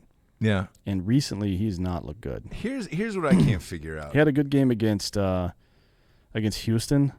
But aside from that, he hasn't thrown over 300 yards in a minute. Their wide receivers look like shit. Sanu came in too late to this. I don't understand why they're not dumping the ball off to James White more. I know they did a couple weeks ago. And look, James White is always good for 14 points in fantasy every single week. You can set your fucking watch to it. But if I'm him, just throw to him 800 times. Yeah. And get the offense going here. Well, I mean, they probably run. They keep dicking around with like 90 running backs in the backfield. Yeah. Why is Rex Burkhead? I have no idea. A white man at running back. My guess is the Patriots are trying to. People are playing defense against them the way the Patriots play defense against tight ends. So they run bump and run on tight ends all the time to get them off of stuff. The Chiefs made a great. By the way, we'll get to that here in a minute. But the Chiefs made an absolutely brilliant move this week by. They wrote their fucking game plan for Kelsey to hit. They were having him do picks off the line and then running his route, and that took that whole Patriots anti-tight end thing out of the equation. Yeah. And he made some big fucking plays for them.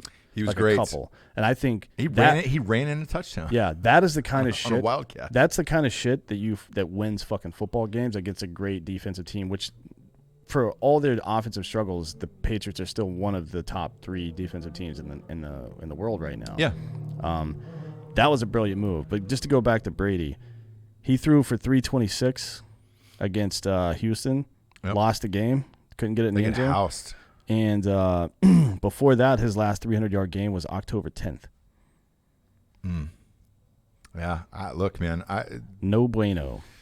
I think that was against the Giants. This is the year the Patriots finally go down. I'm fucking amped about it. Another 300-yard game the week before that, but it was against the Redskins, and then 300 against the Jets and 300 against Pittsburgh. They've had a terrible schedule this year. The 3 teams that they've lost to are Houston, Baltimore, and the Chiefs. Yeah. All 3 your division winners. So you've gotten beaten by all 3 division winners there. It's not looking good. No. And thank God, man. Just get this fucking team out of here. Jesus Christ. Yeah, it's time for a reset. I want to see some exciting players in the fucking Super Bowl, man. I don't want to see this bullshit. Watching the Patriots play, because that Chiefs game was on televised locally here, right? You know, they always try to televise the best game. Love hearing Tony Romo call games, by the way. He's the best. God damn it. Is he on? He should be on Sunday night, Monday night, and Thursday night football. He's not. They backed up the truck to try to get him out of that contract. He went back in and said, "Look, man, I want $10 million a year," and they gave it to him. He should be the Monday night guy or the Sunday night guy, in my opinion. Get Collinsworth out of there. Get Booger McFarland as far away from calling games as you possibly can.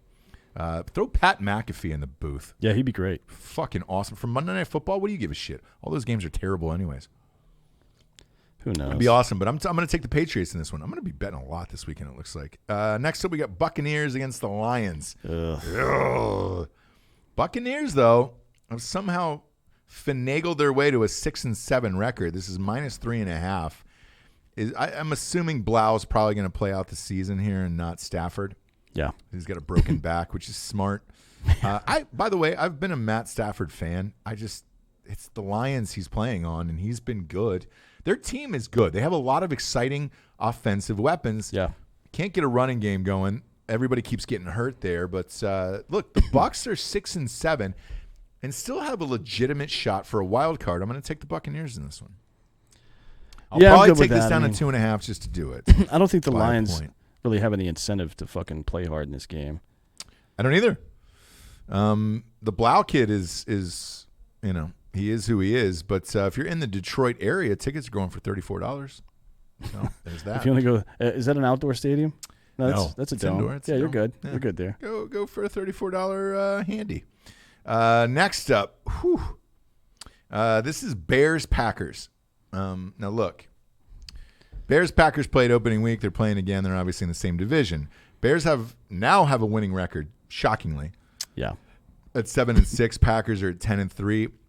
I think the Packers might end up being the worst 12-win team in the history of the NFL.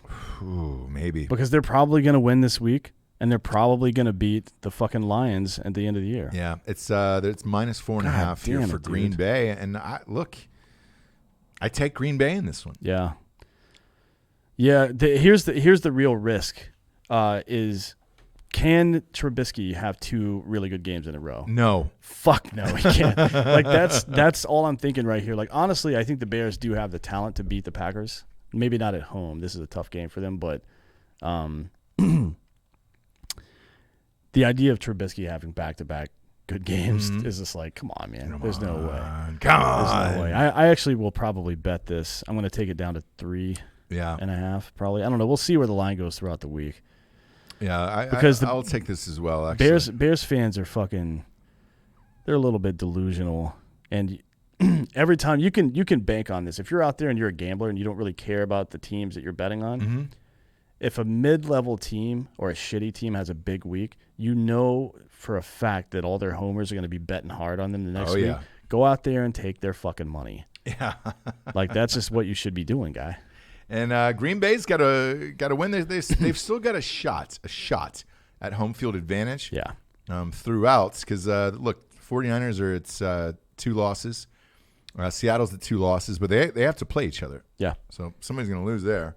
And by the way, that 49ers Saints game last week. That is the NFC Championship game that I want to see. I hope so. It's great. Honestly, I want to see the Ravens and Chiefs, and I want to see the fucking 49ers and Saints. That's what I want to see for our 2 conference championship games. And I don't give a fuck who comes out of that group and plays each other. That's going to be a great Super Bowl, too. Same. I remember last year, my favorite game of the year was Chiefs-Rams. The Saints-49ers game felt like that Chiefs-Rams game to me. Was it 48-46? Yeah, I knew as soon as Breeze scored 2 to the end, there was too much time left. I was like, too bad. But what do you got to say about Jimmy G right now? I don't know, man. Honestly. Not a lot. A lot? No. Look, I've been wrong on the 49ers all year. Last year was the Bears. At least you turned it around and started listening to me on this. Yeah, I've got the 49ers the last 3 weeks. I've called every single game. Yeah, the 49ers whisper this year. But yes, so I've won money off the 49ers. Can they keep up this pace?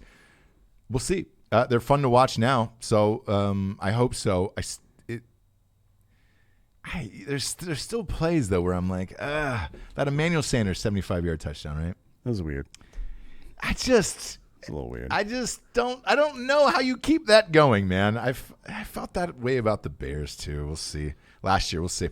Next up, we get the Texans at the Titans. You want to fucking play a game of who knows? Yeah. And you get and flip a coin, pop that on the table. Who's going to show up to this game? Both are 8-5. Texans. You take Texans 2 weeks ago, right? At home, trashed the Patriots. Absolutely fucking stomped them out. And then last week, they get blown out by Drew Lock and the Broncos.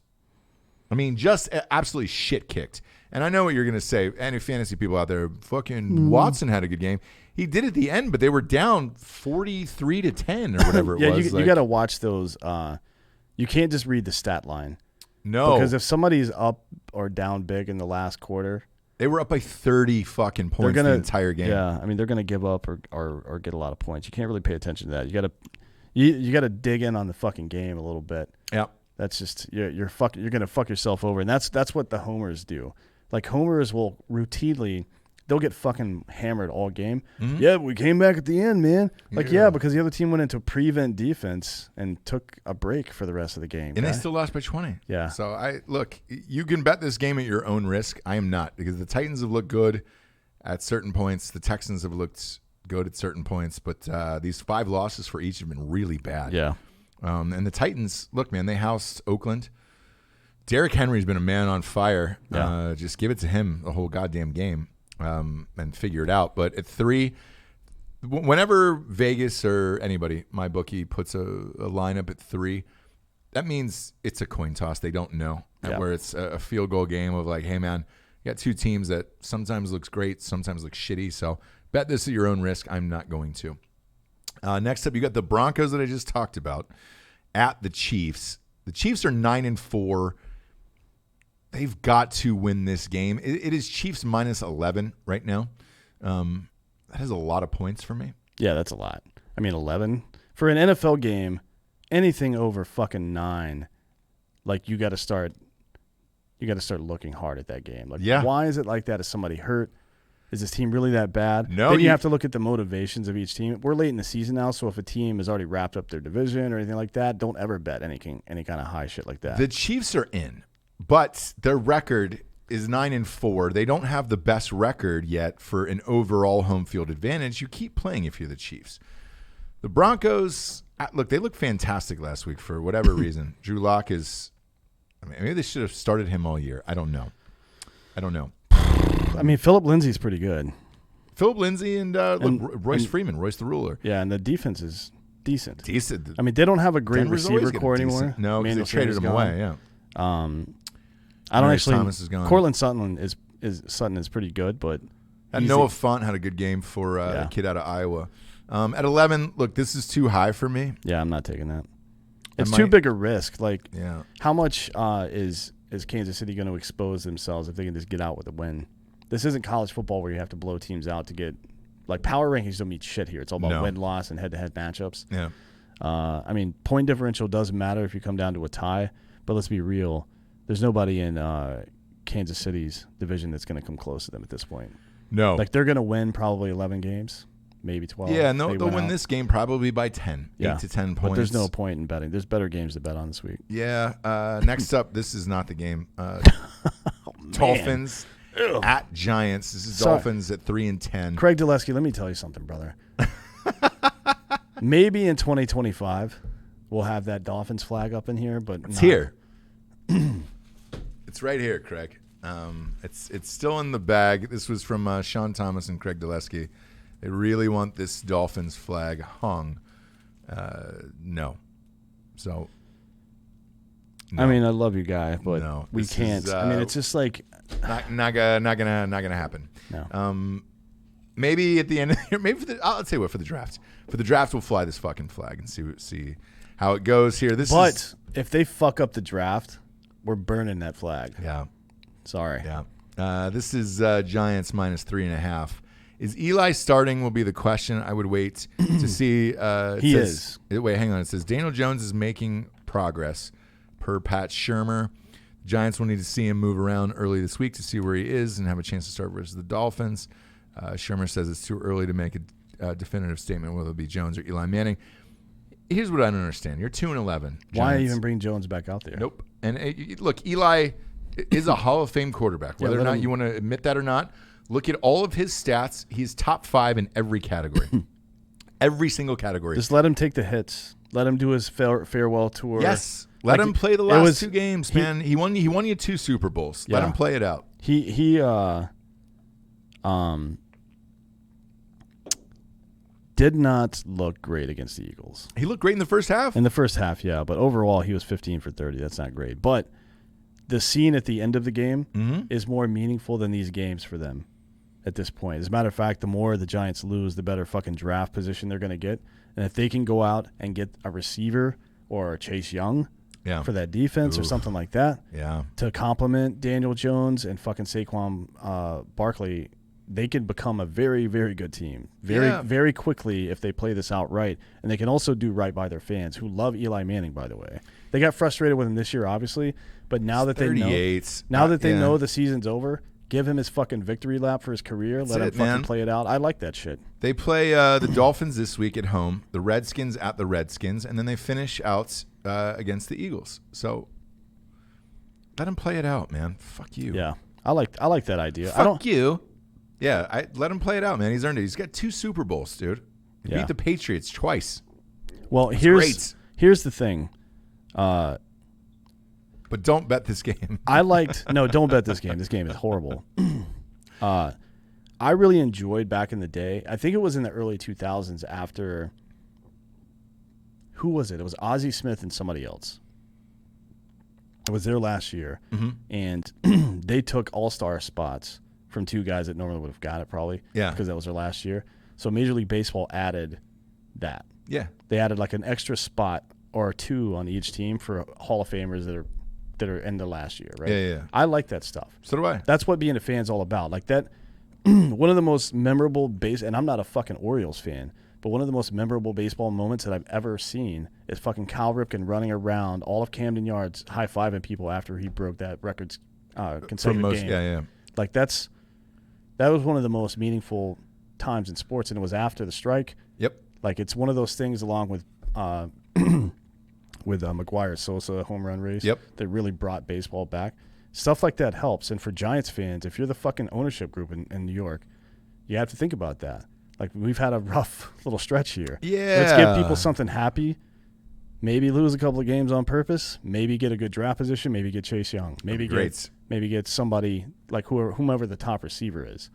Yeah. You know, whatever it is that they're looking for, let's go out and get that guy. Maybe get somebody to help protect Saquon Barkley and Daniel Jones. Why do that? Go with Chase Young. Call it a day. I mean, if you can get him, for sure. Like you got to think that Arizona is like, man, Bosa's pretty good. I know, but Bosa's pretty. We've talked about this before. I don't think Bosa would have had the impact in Arizona that he does, because San Francisco already had. They were putting together a great defense already. Yeah, and the only thing that changed from last year to this year is Bosa. So I mean, Emmanuel Sanders came in halfway through this year, but they were already good before that. Yeah. So whatever. Yeah, man. Defense wins championships. It does. So if you're the Giants, lose this game, but let Eli play. Next up, we got the Eagles at the Redskins. This is Philadelphia -4.5.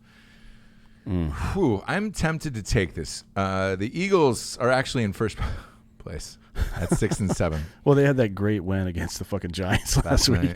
Last night, yeah. Boy, in overtime. Oh, boy. In DC, too. DC. I mean, look, you got to think the Redskins are trying to throw games at this point. Yes, I'm taking the Eagles in this one. The Eagles won by 7, and I think they probably get that last spot in the playoffs. Yeah. Over Dallas? Dallas has given up on their coach and the whole thing. They're done. The Cowboys are done. Man, I mean, Carson Wentz looked pretty good last week. I'm talking to Urban Meyer and Lincoln Riley right now. The Oklahoma getting in the 4th seed in the playoffs really fucked them. Mm-hmm. I think, truthfully, Lincoln Riley, they would be amped about. He's a young guy. That seems to be the trend right now. I would love to see Urban Meyer go to Dallas. I would, but I want to see him in the pros just because we've talked about this ad nauseum at this point, which means at length for you retards out there. Yeah. At any rate, the college game versus the NFL game is different, but it's not about the strategy because your coordinators are doing that stuff. Mm-hmm. It's about how you manage the locker room. And I don't think Nick Saban, and I think we've got proof of this, but I don't think Nick Saban would ever be good in the NFL because his strength isn't in the locker room. He was terrible with the Dolphins. Yeah. His strength isn't in the locker room. His strength is recruiting. Mm-hmm. That's why he's been able to build dynasties in 2 locations, right? Yeah. Dabo, I think, would be a great NFL coach because yeah. not only is he good at the recruiting part, but he manages that locker room, and the evidence is what we've talked about. It's fucking around and jacking off all year, and then all of a sudden just fucking stomping people the fuck out with nothing on your resume. Pete Carroll obviously is good at managing a locker room. He's not. I don't think he's a great X's and O's guy, as you found out when they lost the Super Bowl to the Patriots with that stupid fucking bullshit play. But you got everybody Marshawn loves Lynch, him. bitch. Yeah. At any rate, I think Urban Meyer is one of those guys. Like, he was a good recruiter, but he managed his fucking staff better than, well, not that one guy, obviously, but he managed his staff for the most part. Like, look at his coaching tree now. Look at Ryan Day. He's a great fucking coach. I know. I think that Urban Meyer would be an amazing NFL coach, and that's what I want to see for him next. Urban's great. Here's the only thing to look out for if you're going after Urban Meyer, if you're the Cowboys. Yeah. He does have a cyst on his brain. That was real. That is still real. That is still there. I feel like you could just laser that thing out. No, you can't. It's still there. He gets these crazy headaches. He will go back and coach. It might be the Cowboys. It might be Notre Dame. Who knows? I want to see him with the Cowboys. So do I. Because I think it's good for Just America. I think it's good for the sport when teams like that are good. Look, and when the Raiders are good, it's good for the NFL. When the Cowboys are good, it's good for the NFL. I agree. And look, Ohio State leads the league in people coming out. You could just draft their entire team and you'll be fine. Imagine Chase Young in that defense. In Dallas's defense? With him and Tank Lawrence? Him and Lawrence on opposite sides of the fucking line? Holy shit, dude. My God, man. They would just be constantly ripping out anuses. The Hot Boys would be back. Well, they're back now. Their defense isn't the problem. Yeah. Can't score fucking points. As much as Posty hates it when we say this, and we're sorry, Mr. Malone, for saying it, but Dak's got to get the fuck out. We'll see. We'll see what happens to him. We'll see what happens to Garrett. I think they end up paying Dak and then firing Garrett, but we'll see. In this Eagles game, I'm actually going to take the Eagles at -4.5 at the Redskins, though. Probably bump that down to 4 just to make it an even number. I think the Eagles get that last slot, man. I think Wentz wants it more. It looked like it last night, at least. I think, honestly, if I'm a player on the Cowboys right now, I think maybe I'm just done with Garrett. Yeah. Like and if you're this isn't fucking Varsity Blues where you come together and start coaching your own team and shit. That's not how the NFL works. Nope. Like, it's once the coach loses the confidence in the locker room, that season's over, man. That's just the way it is. Because unless you're a guy like Peyton Manning or Aaron Rodgers who calls his own plays for the most part, and they're the only two in modern history that I know of that do that more often than not. Mm-hmm. You can't. There's no way to do that, right? No. So fuck them. Yeah, fuck them. Next up, we got Seahawks at the Panthers. They got a new coach. This is another team that is kind of given up for the year. Seahawks have a lot to play for here. I know they're going west to east, but it's -5.5 for Seattle. I actually think that's low for this game. Well, the Panthers, And I'll tell you why. One of two things happens when you lose a coach like that. Everybody's like, well, fuck that guy. Now we're going to win. Yeah. Ron Rivera's not that guy. People loved him. And it probably was a mistake to get rid of him. They probably should have just fired Cam Newton, to be honest. Or just wait until after the season was over, but not now. I don't really know what the point of that was right now, but I know what you're saying here. Hey, Ross, you're betting on the Seahawks again. Yeah, their average margin of victory is 5.6. Yeah, now this spread is 5.5. Therefore, they will probably win. I'm going to take the Seahawks in this one. I think they win by a touchdown, and I think they have to win just to keep. They got to. Well, I mean, for sure, they got to keep up pace with the 49ers. Yeah, I mean, and you got to think Carolina. They've lost 6 games in a row. 1, 2, 3, 4, 5 games in a row. Yeah. They're not doing dick. They're definitely not coming back from that. I mean, that's too much. That's an injury, a mental injury at that point. Although McCaffrey's got 1,220 yards this year, is looking pretty good. Yeah, he's phenomenal, man. He's always phenomenal. Fantasy football MVP, but I'll probably bench him the last 2 games of the year. I hope not, because I got him in a couple of leagues. Yeah, you might be fucked there, homeboy. Next up, we got the Jaguars with Minshew against the Raiders. Raiders are 6-7. This is Oakland -6.5 at home. Tough game to bet, man. I don't bet this. No, I mean Minshew. I'm excited that he's playing again, but it's going to take him a little bit to get back in rhythm. And now it's the end of the season. I just don't know. No, I don't know. And you got to go to the West Coast here. I don't either. I don't bet this game, but I still think the future's pretty bright for Oakland once they move out of Oakland. Yeah, I'm looking forward to that. Vegas. It's going to be interesting to see how all that develops, honestly. I'm amped, man. I know love hockey in Vegas, man. Kurt is fucking amped about it, too. He's a big fucking fan. Dirty Curdy. There's a Southwest flight with his name on it straight into Vegas, dude. From Saint Antoine, yeah. Oh, yeah. It's like real quick. It's great. Also, for all the LA teams that hate their LA fans that hate their team and love the Raiders, they'll be able to hop over there on a 40-minute flight from Southwest. Yep.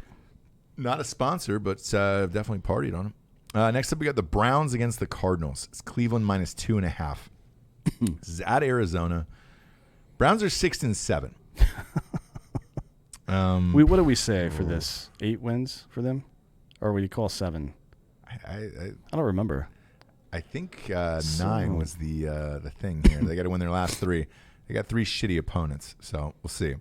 The Cardinals, man, their offense has kind of disappeared here lately. It has, yeah, a little bit. And Kyler Murray looks like he's hit a fucking wall. It also looks like they've got enough tape on him to figure his bullshit out. Yeah, 5'6" midget running around. I mean, there's only so much he can do. To be honest, he's thrown for 3,000 yards. That's a respectable amount. He'll end up the season with close to 4. Probably he's got 3 more games yet left. He's averaged 280 a game. Yeah, somewhere in there. OBJ. Another weird Mayfield statement this week. Yeah. Not happy about how the Browns have handled the OBJ injury. Why? What the fuck do you care? Let him worry about his own fucking injuries. To me, if you're Mayfield, you keep speaking up like this and talking all this shit and not winning and not playing well. Yeah. He had another shitty week last week. Yeah. It's one thing you're out of there, dude. It's one thing if you're winning games. Yeah. Like if you're a leader, if you're a Garoppolo right now, you can talk a little shit right now. If you're Jimmy G, but if you're Mayfield, you can't say dick right now. He's bro. 20. He's like 23 years old. He doesn't understand office politics. Yeah, well, one of the things that we've talked, and this is kind of off topic from sports, one of the things we've talked about on this show is how much power Joe Rogan has because he sits at the intersection of information and politics in a lot of ways. Right. And he's respected, and his audience is so large now that he can say whatever the fuck he wants. So he can go bring up subjects. He can have like Alex Jones on the show like we did. Yeah. His show and our show are one of very few that could ever get away with that. Oh yeah. Or we had Milo on. Like you could very rarely could a show get away with something like that. Sure. You have to understand where your place is. And his is tenuous to say the least right now. Like he is in fucking trouble right there. It would not surprise me at all if Cleveland ends up with some high draft pick and there's a great quarterback out there that they take one. Like that wouldn't surprise me at all. Yeah, they're not going to have that high of a draft pick because they're 6 and 7. No, they're going to be like 15th. And they'll probably be 7 and 7 after this game because they'll probably beat the Cardinals, I would say. Although this is probably going to be closer than one would wish if you're a Cleveland Browns fan. Yeah. I know the spread's only 2.5, and you're like, how fucking close can it be? It might come down to the last possession. Who knows, man? I have no idea with this Browns team. I wouldn't bet this game. Therefore, I'm not going to because I don't know what they're playing for. Technically, do they still have a shot at the playoffs? Yes, they do. If they win their last 3, they're probably in as a wild card. Yeah. So they have to win. I know that. I just don't want to see that, man. I don't either. But it's here, and we're confronted with it. And unfortunately, it might happen. Who's the last 2 games after the Cardinals? Who, the Browns? Yeah. Let's see. They've got the Ravens, which they're not going to win. No. And then the Bengals, which they probably should, but They'll win that game, yeah. You never know. I I mean, would say they'll win that game. Bengals will be playing all their fucking backups by then, just to make sure they lose that Is game. 8-8 good enough to get the wild card spot? I don't know. Well, it depends on Pittsburgh. I mean, they have to lose out basically. Like if Pittsburgh wins one more game, then it's statistically impossible for Cleveland to catch up. Well, Pittsburgh will win the division. Pittsburgh's 8-5. Yeah, they'll win the division. Well, Baltimore will win that division. Oh, you're right. But You're right. Pittsburgh would be the top. Right now, Pittsburgh is 8-5. Yeah. Well, Buffalo's 9-4. They'll get a wild card spot. Yep. And then Pittsburgh, Tennessee, Houston. Tennessee and Houston are tied for that division lead, and those 3 teams all are 8-5 right now. The Browns aren't going anywhere then. No, and Oakland and the Browns are 6 and 7. So basically, Houston, Tennessee, and fucking Pittsburgh have to lose all the rest of their games, and then those other teams would have to win all the rest of theirs to make the playoffs. This is over, man. This is over for the Browns. So don't bet that game. I have no idea. Vikings at the Chargers is up next. Vikings have looked good at certain points during the season. I don't know. Adam Thielen, Jesus Christ, bro. He has fucked me to the nth of the world in fantasy this year. Still didn't play again last week. How long is a fucking hamstring injury, bro? It shouldn't be that long. It seems like He's there might played be something 16 else. snaps since week 6. We're in week fucking 15. Get it together, man. Christ. Was it a it's tear? Minnesota minus 2.5. I don't know. They're not really saying. At this point, it has to be, right? You're not just magically out for 10 weeks. He's listed as inactive again for this past week, but he's listed as questionable this week. Yeah, he was listed as questionable last week, too. And my fucking waiver wire has been questionable in every single league, and it's because of this dirtbag. It's Minnesota minus 2.5. The Chargers played a really good game last week, so fuck me, man. I'm taking the Vikings in this one. It's a field goal. I think the Vikings win this game. But it's hard. It's a tough one.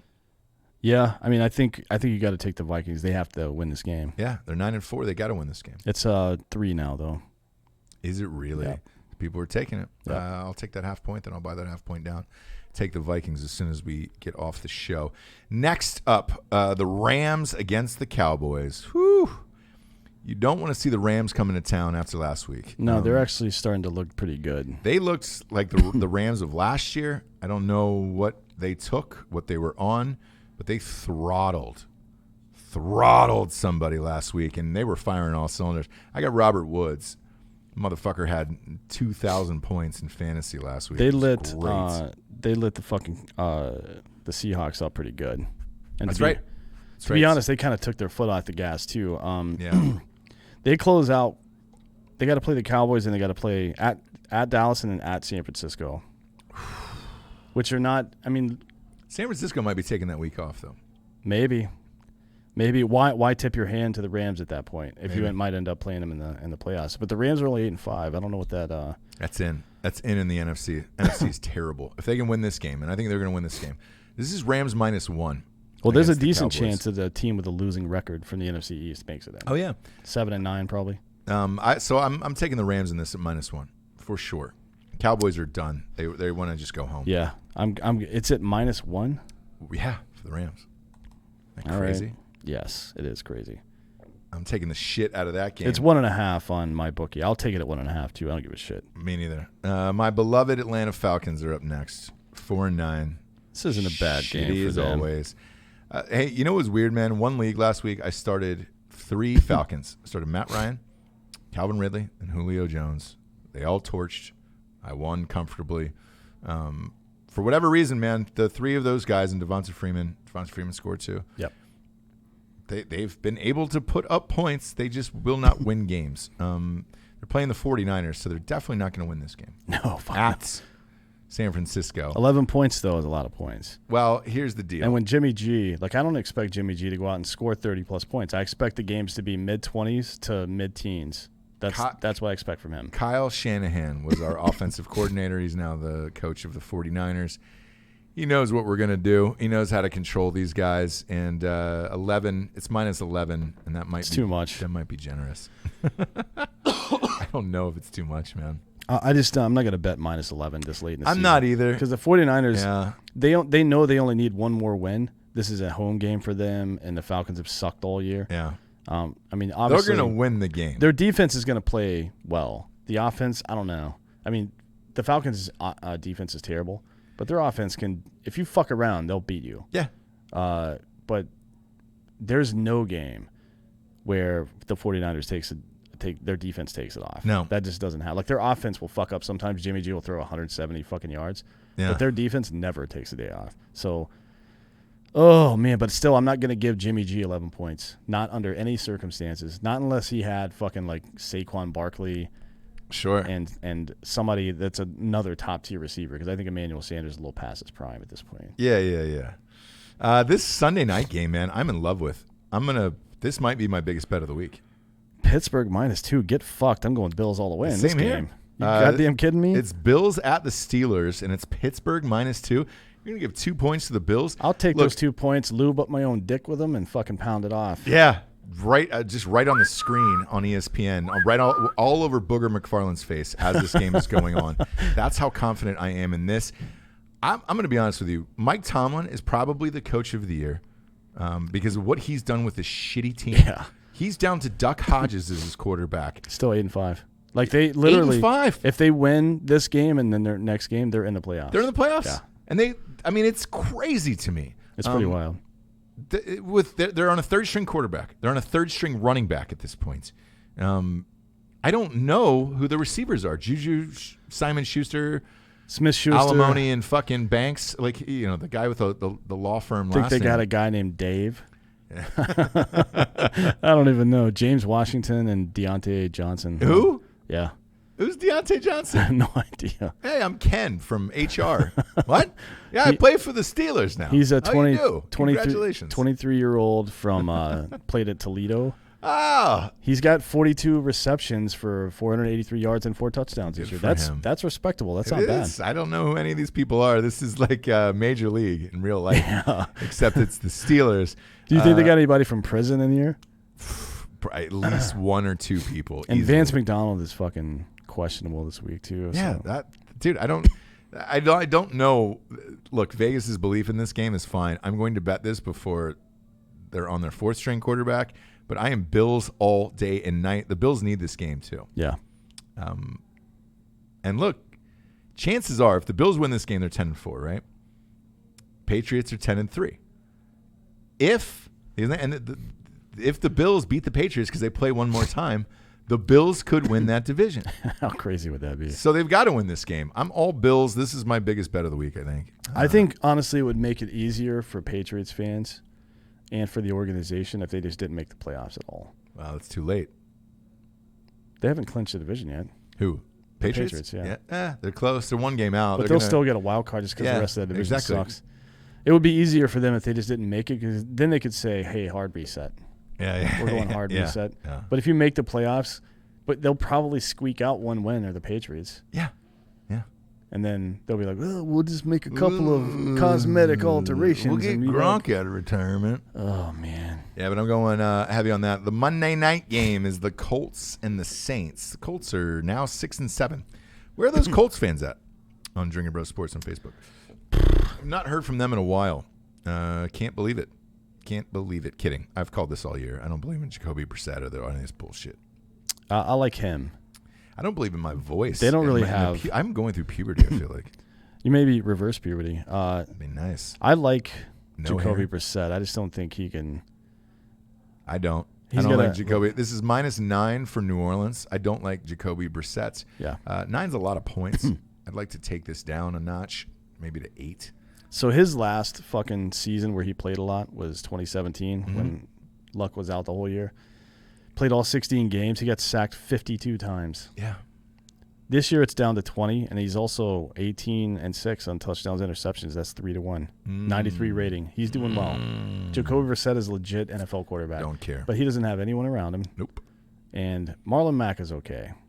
I think he's closing in on 1,000 yards. T.Y. Hilton's great when he's healthy. He's not. Nobody's been healthy there. Ebron's all right when he's healthy. Jack Doyle, they just gave him an extension to. Jack Doyle's good.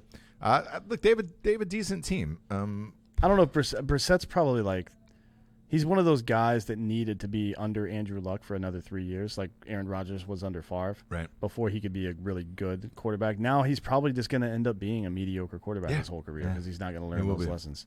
It's too bad. I want to switch over to baseball real quick here. Baseball. Big deals coming out. Strasburg got $245 million out of the Nationals. Are you okay with that? For Steven Strasburg? Mm-hmm. Yeah. I am not, and I'll tell you why. I thought you should have paid Rendon, and that guy to me is your fucking animal. Pitchers, man, can get hurt. I think the only pitcher that has lived out that deal and been worth a shit is probably Clayton Kershaw. Maybe, but not in the playoffs. Not in the playoffs, exactly. Strasburg's 31 now. That's kind of long in the tooth to be giving him a fucking shit. $24.5 million or $245 million contract. It's crazy. It looks like Garrett Cole's going to get more than that from the Yankees, but Garrett Cole is 27. Yeah. It's a whole different fucking ball game. Plus, Garrett Cole is the best pitcher in the league, and he's not had the injuries. Oh no, he's 29. Excuse me. So the sources are saying here that the offer that Cole just got today. Yep, from the Yankees, obviously. Obviously, there was a note on the door that just said "Get him at all costs." He's going to the fucking Yankees. It is a record-setting deal, and it's past Strasburg. So, I would probably go $280.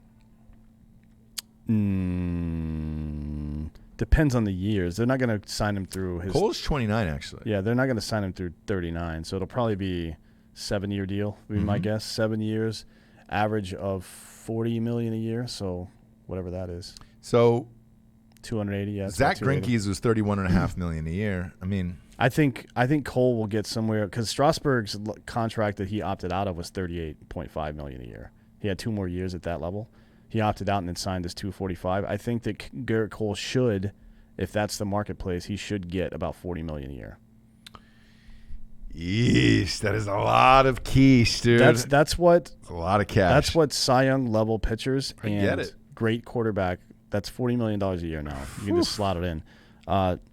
There's some other stuff going on too. So Chris Bryant for the Cubs. Great. By the way, I would have rather had Rendon under that money. He's young. He plays every day. Yeah. Unlike a guy that plays every 5th day. Yes. You know what I mean? Yep. So he's a bigger difference maker. That's why I would have rather paid him that money. Pardon me for interrupting. No, there's a couple of things that I'm really excited about this year. One is the fucking Braves. If Chris Bryant, here's what I've been hearing in the rumor mill, is that if Chris Bryant's arbitration shit goes sideways and the Cubs decide not to tender him an offer, then the Braves are going to go hard after him. That's what I'm hearing. Really? Yeah. Whew. They're going to try to trade for him and give up their top pitching prospect and a second-tier pitching prospect and one of their better fielding prospects as well, an infielder. That'd be great. We just signed pitcher. Cole Hamels, $18 million for Cole. So, yeah, 1 year flyer for $18 million. I'm fine with it. The other thing I'm not excited. I'm interested to see how Joe Madden's going to do in LA or in Anaheim, I guess. He's a great coach, man. He is, yeah, and he turns it around everywhere. He's a winner everywhere. He is, yeah. He's won everywhere he's gone, even in places that didn't really deserve Tampa to Bay, win for that Christ's role, yeah. sakes, man. So it'll be very interesting to see what he can do down there. I like Joe Madden as a person. I think he's an interesting dude. The clubhouse always seems to like him.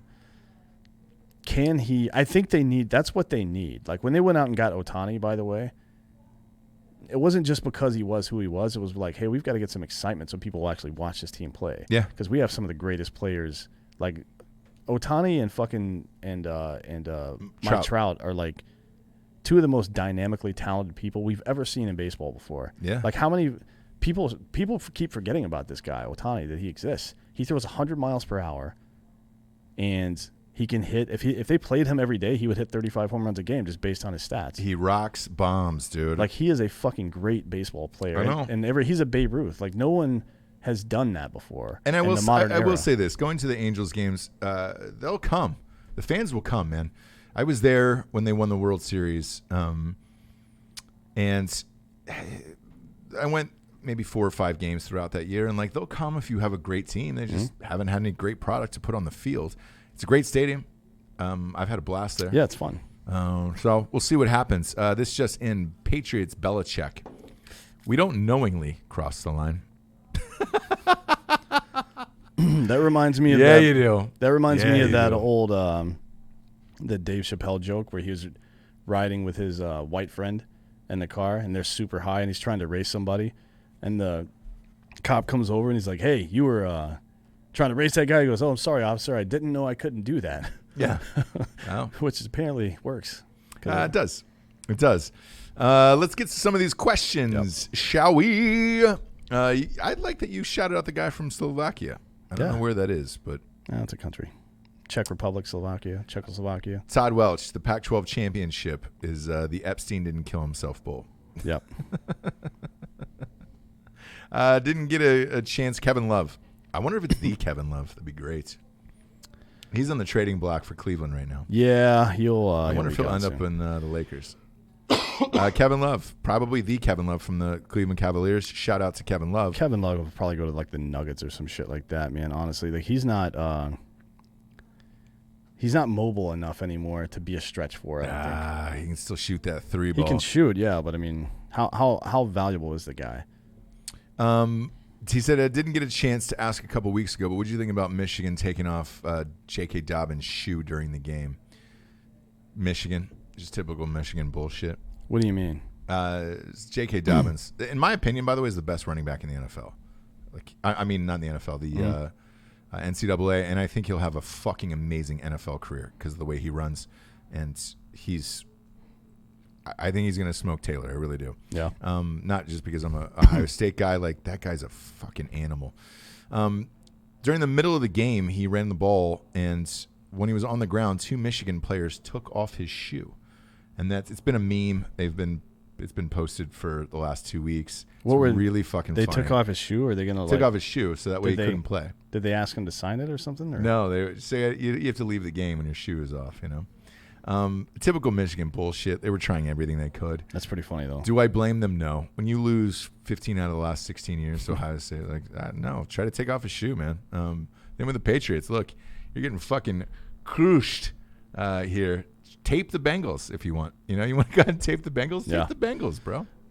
Tape the fucking Bengals. I mean, if you're taking that game that seriously, you at least got to get credit for that, right? Yeah. At least you're up for that game. Michael Hando says, take your get your damn phone, get off of it, and be a professional. So here's why Dan uses his phone during the show. It is to share the live feed. I share live feeds, and I'm also looking different shit up on my phone than I am on here. So just relax, asshole. Yeah. So it's not that.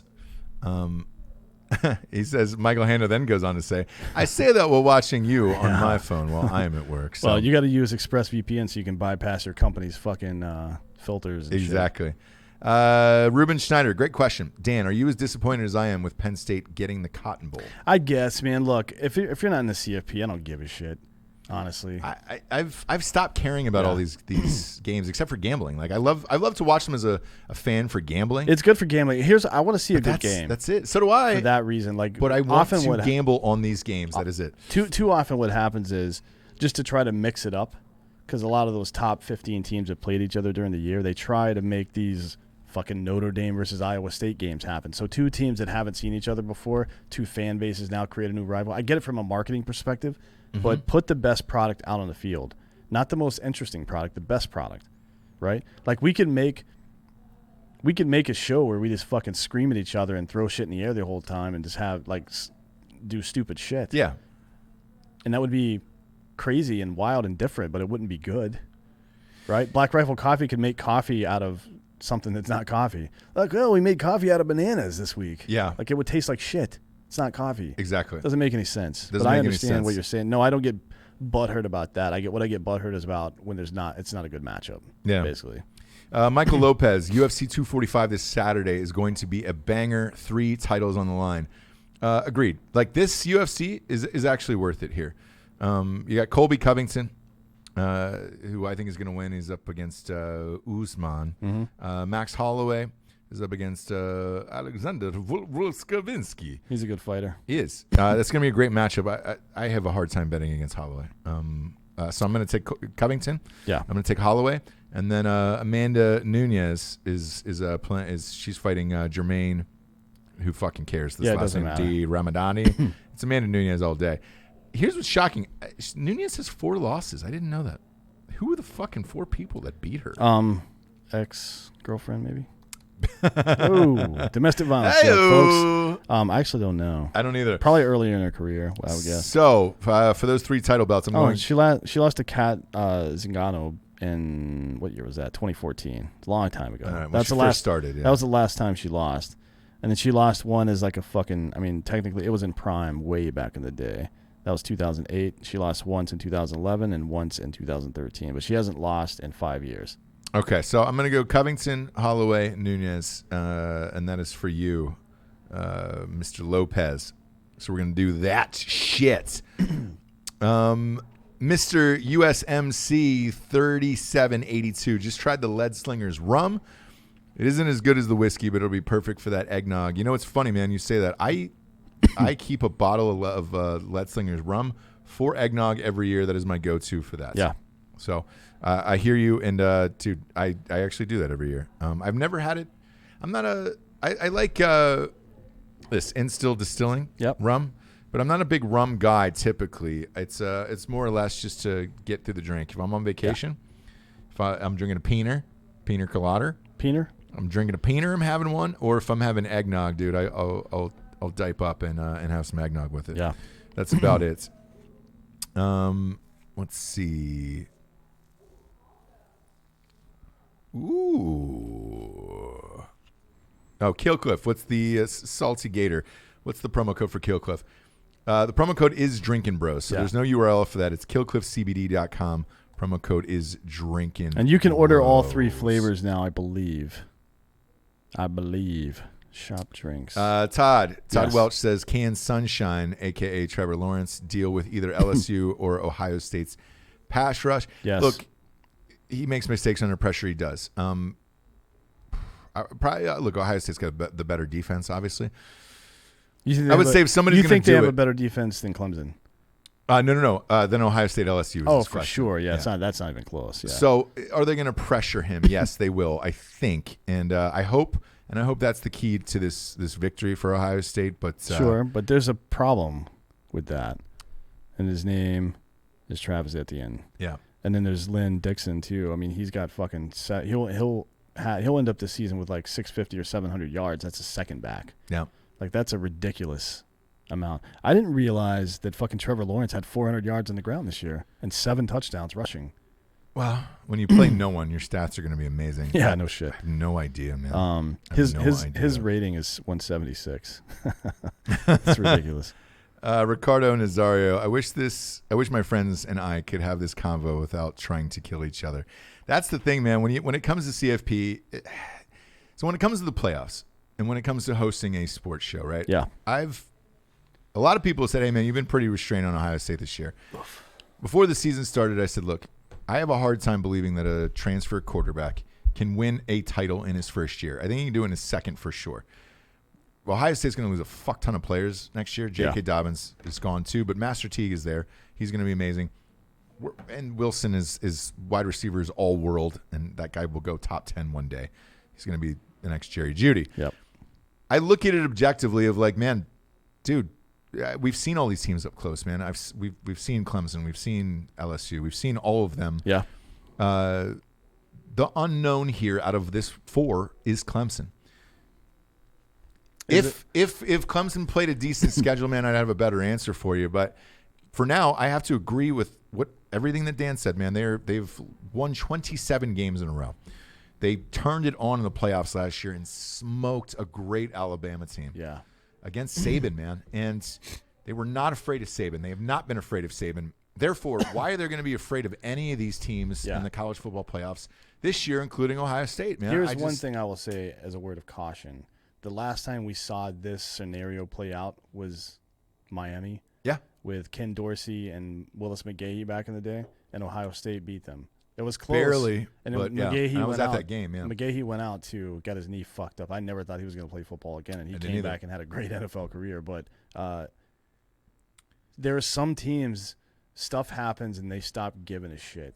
The problem for Ohio State right now is they don't have a week to go stomp somebody out to get ready for this. Because they didn't know they were going to play Clemson. I think there's a psychological factor involved. I guarantee you when they found out they were playing Clemson that first week, whatever they're saying publicly, they're like, fuck, man. Yeah. We do not want to play these assholes. The other part of this, too, is Ohio State played 3 essentially top 12 teams the last 3 weeks of the season. Yeah. They look fatigued in that first half. Mentally, yeah. Mentally, yeah, because everybody's trying to give them their best shot every week. Clemson is getting no one's best shot because they're not playing anyone. They look mentally fatigued, and like you just said right now, imagine finishing that game, waking up that morning, and then seeing you have to play Clemson after playing 3 top 12 teams. Then you got to fucking play Clemson in Arizona. It's tough, man. So, look, hosting a sports show helps, but that is also my genuine opinion. I try to look at it like if somebody came in here, held a gun in my head and said, I need you to take out all the money in your bank and put it on one team in the Final Four, and it's your entire savings. Yeah. Your kid's savings, who is it? It's probably on Clemson. Yeah. At this point. And it sucks, but them's the rules, man. That's the way I try to look at it. But you're right. Everybody else is killing each other. And Jesus Christ, there's a guy named Ryan Rhodes and Drinkin Bros Sports Facebook. LSU finally has a good team, and he's just talking all kinds of shit. It was Ethan Ward a couple years ago. Yeah. Bro, look, LSU's going to cakewalk into the finals, and that's fine. But you go up against Ohio State or Clemson, you're going to have some fucking problems there. Yeah. So you need to tone it down and realize that you're not there every year. LSU is not there every year. This is a dream miracle season for LSU. Not only do they finish at 1, not only is Burrow going to win the Heisman Trophy, but then you're also going to play a national championship in New Orleans. Yeah. It is a once-in-a-lifetime experience. Enjoy it. Maybe you will win, but I just don't see them beating the winner of Clemson, Ohio State. No way. That's just me, though. But they certainly have an advantage there. Ethan A., Matt Luke to Georgia offensive line coach. Who cares? Who fucking cares? I don't care. Name me a time where an offensive line coach hire has been great. Brooke, our neighbor. She's talking friend shit. of the show. Bayou Brooke, dude. Baton Rouge Brooke. Brooke Bordeaux. Go Tigers. Sorry, Ross. Y'all take care of business, and we will see you in NOLA. It's true. Look, it's going to be LSU in the championship. The mystery is who they're going to play, and I don't know. Spread is low enough, though. That gives me hope. Where Vegas obviously thinks something else. 2.5 at a field goal game there is fine, but you're right, Brooke. It is going to be LSU in the championship. We will see who they play on the 28th. Let's see. Brett Broussard. You guys have lost your mind with this SEC bias. Excuses. No. Who else was good this year? I mean, Georgia lost. Twice. They lost to South Carolina, who was in the SEC. Florida didn't look great. It's weird to me that Alabama's at 13 or wherever they are. That's low. I think they ended up finishing in the top. No. They did not, huh? Hold on, I'll pull it back up, but I'm pretty sure I just saw them at 13 or 14. I think they finished. I think they slid them into the top 10. 13. Really? In CFP, yeah. They're tied for 9th in the AP poll, but in CFP they're 13th. Look, man, you look at that Auburn team, right? They had no offense this year, and Auburn hung 48 points on them. Auburn looked this year like LSU looked last year. Yeah. Basically. Great defense. Hey, Auburn's a team to watch next year. that quarterback, that Bo Nix, he's a young kid, and he's got a couple big wins, man. Yeah. You know, that's a fun team, but look. Alabama played 3 ranked teams this year. That's it. And they didn't beat a ranked team this year. Texas, they beat Texas A&M when they were 24th, but Texas A&M is nowhere near the top 25 now. No. Then they lost LSU and Auburn. All right. So the SEC bias is what? Florida had a backup quarterback for the second half of the year. Georgia lost 2 games to get smashed by LSU. He's the better quarterback. their backup, Trask, who's now the starter, Yeah. was the better quarterback. Yeah. Flippy Franks was the knucklehead. He's fine. By the way, Michigan's playing Alabama. Are they in really? the Citrus Bowl. In the Citrus Bowl? The What a disgusting- VRBO. Citrus Bowl. Yeah, you're going to need a VRBO to go to that game. The Airbnb, we love you Camping World Bowl. We're sorry about your bad Boy, luck. Michigan, Alabama. That's a bowl game of who cares. Yep. That's a bowl game of who cares for both of those teams. You're in the Citrus Bowl. What do you give a shit? Both of those teams had machinations on being in the CFP this year. And Brett Broussard goes on to write, "Go Tigers is going to happen. Accept it." This is what I hate about these fucking fans who have a team that's good for 1 year. Yeah. Because next year, let's face it, Burrow's gone. Half that defense is gone. Yeah. You're going to have to reload, and you're still going against Saban, bro. Yeah. Like, you think Saban's not going to reload? Auburn's already going to be good next year. I don't think Georgia's going to be good, but Auburn's going to be good. Alabama's going to be good. Yep. Florida is on the upswing. Those 3 teams you're going to have to worry about. So, yeah, look, hey, Brett, I'll tell you this right to your face. You're going to have to win the national championship this year because you aren't going to win it for many years after Yeah, there's this. no fucking way. You've got to get a new quarterback and all that shit. And he goes on to say the Big Ten is highly overrated teams. You're right, they do. Michigan's one of them. But you still got fucking Wisconsin, man, plays their asses off. And Penn State's great. I think the Big Ten and the SEC, truthfully, are pretty much identical this year. So get fucked with this, man. It's just I don't like. Oh boy, I could understand it if Georgia showed up to that game on Saturday, but they did not get off the bus. Yeah, brother.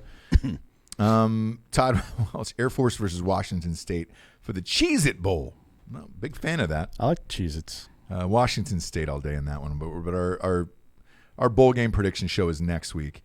Chaz Belfield, if Navy wins, I swear a CB's T-shirt to Chris. I'll wear a CB's T-shirt to dinner. If Army wins, my grandma wears an airborne shirt to. So you met a fucking bowl game bet with your grandmother, That's basically. terrible. I'm down with that. Terrible. You know, actually, what you should do is give your grandmother blood wings, that's where you first get your airborne wings. Somebody punches them into your chest. Yeah. Until you bleed. Do that to your grandma. If she wants to talk shit about Army, look, they're gonna lose, but don't let her talk shit. Yeah, exactly. Like whip your grandma's ass, dude. If she starts beat talking your shit. grandma's ass. J.R. Crandall, let's go Bills beat Steelers. It's my lock of the week in the NFL. Yep. Sam Burgos, I've made $1,500 off you guys. Betting with you, it seems going towards the postseason a lot tougher.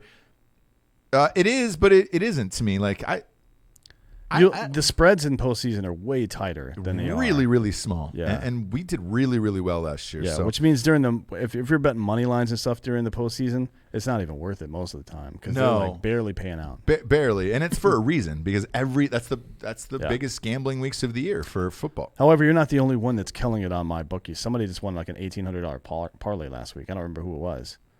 Yeah. Jesus Christ, Fucking dude. dope. A Yeah. lot of dudes.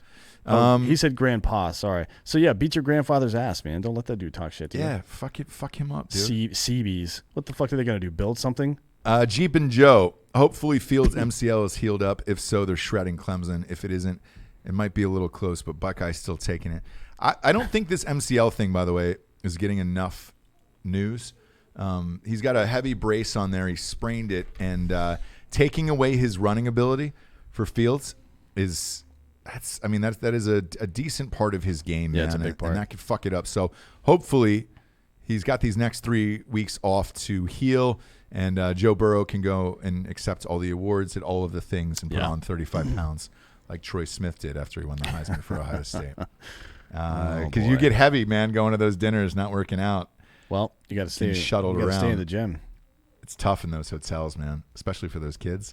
So appreciate you tuning in, and look, subscribe on Drinkin' Bros Sports. Yep. Facebook, where you can see all of our live bets in there. Hard tops, desktops, Everything, laptops, urinals.